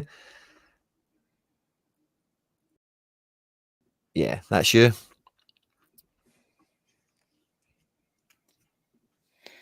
I think we've got another donation coming in, but I don't know if we've got time for another giveaway because me and Harry do have a wee Ethan. Let's see. Is this guy? Will people want the? But yeah, this guy's not bad. Let's do it. No, I don't know if I can get our. Okay, let's do it. Thanks very much for the generosity. Who would that I be to reject it? But we have one more team 2, probably a team 3 guy coming in from the J League, and it's Ryoya Yamashita. So to win this guy, that's a good question. I've got it. Earlier in the stream today, I was bemoaning the free kick goal scorer for Girona. I beg your pardon. Who scored the free kick for Girona in the Champions League? He has one name. He's a one-name guy. Don't care about if you can find a first name or the first 12 names that he has that he doesn't use. He's a one-name guy. I just want his one name. Who scored the free kick for Girona? Ooh. Quick answers there. Correct spelling, it is appropriate. Crampy is the first right answer. The second right answer is Ethan, who's donated the card. I don't know if he wants it back.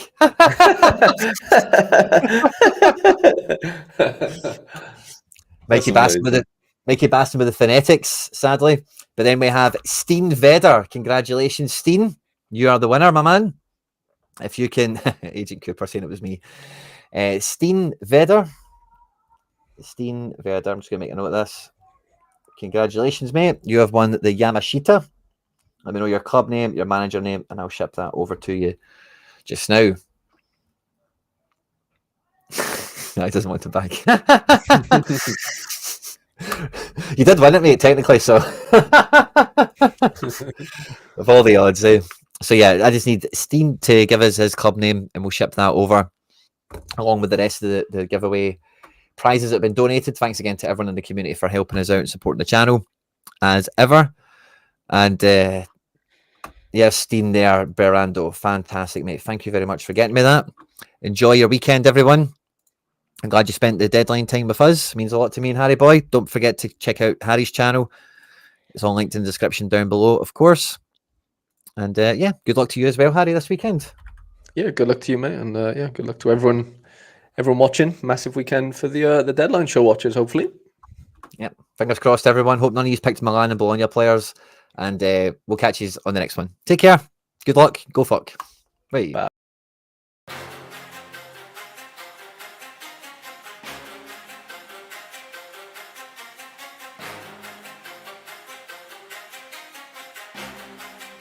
Satara.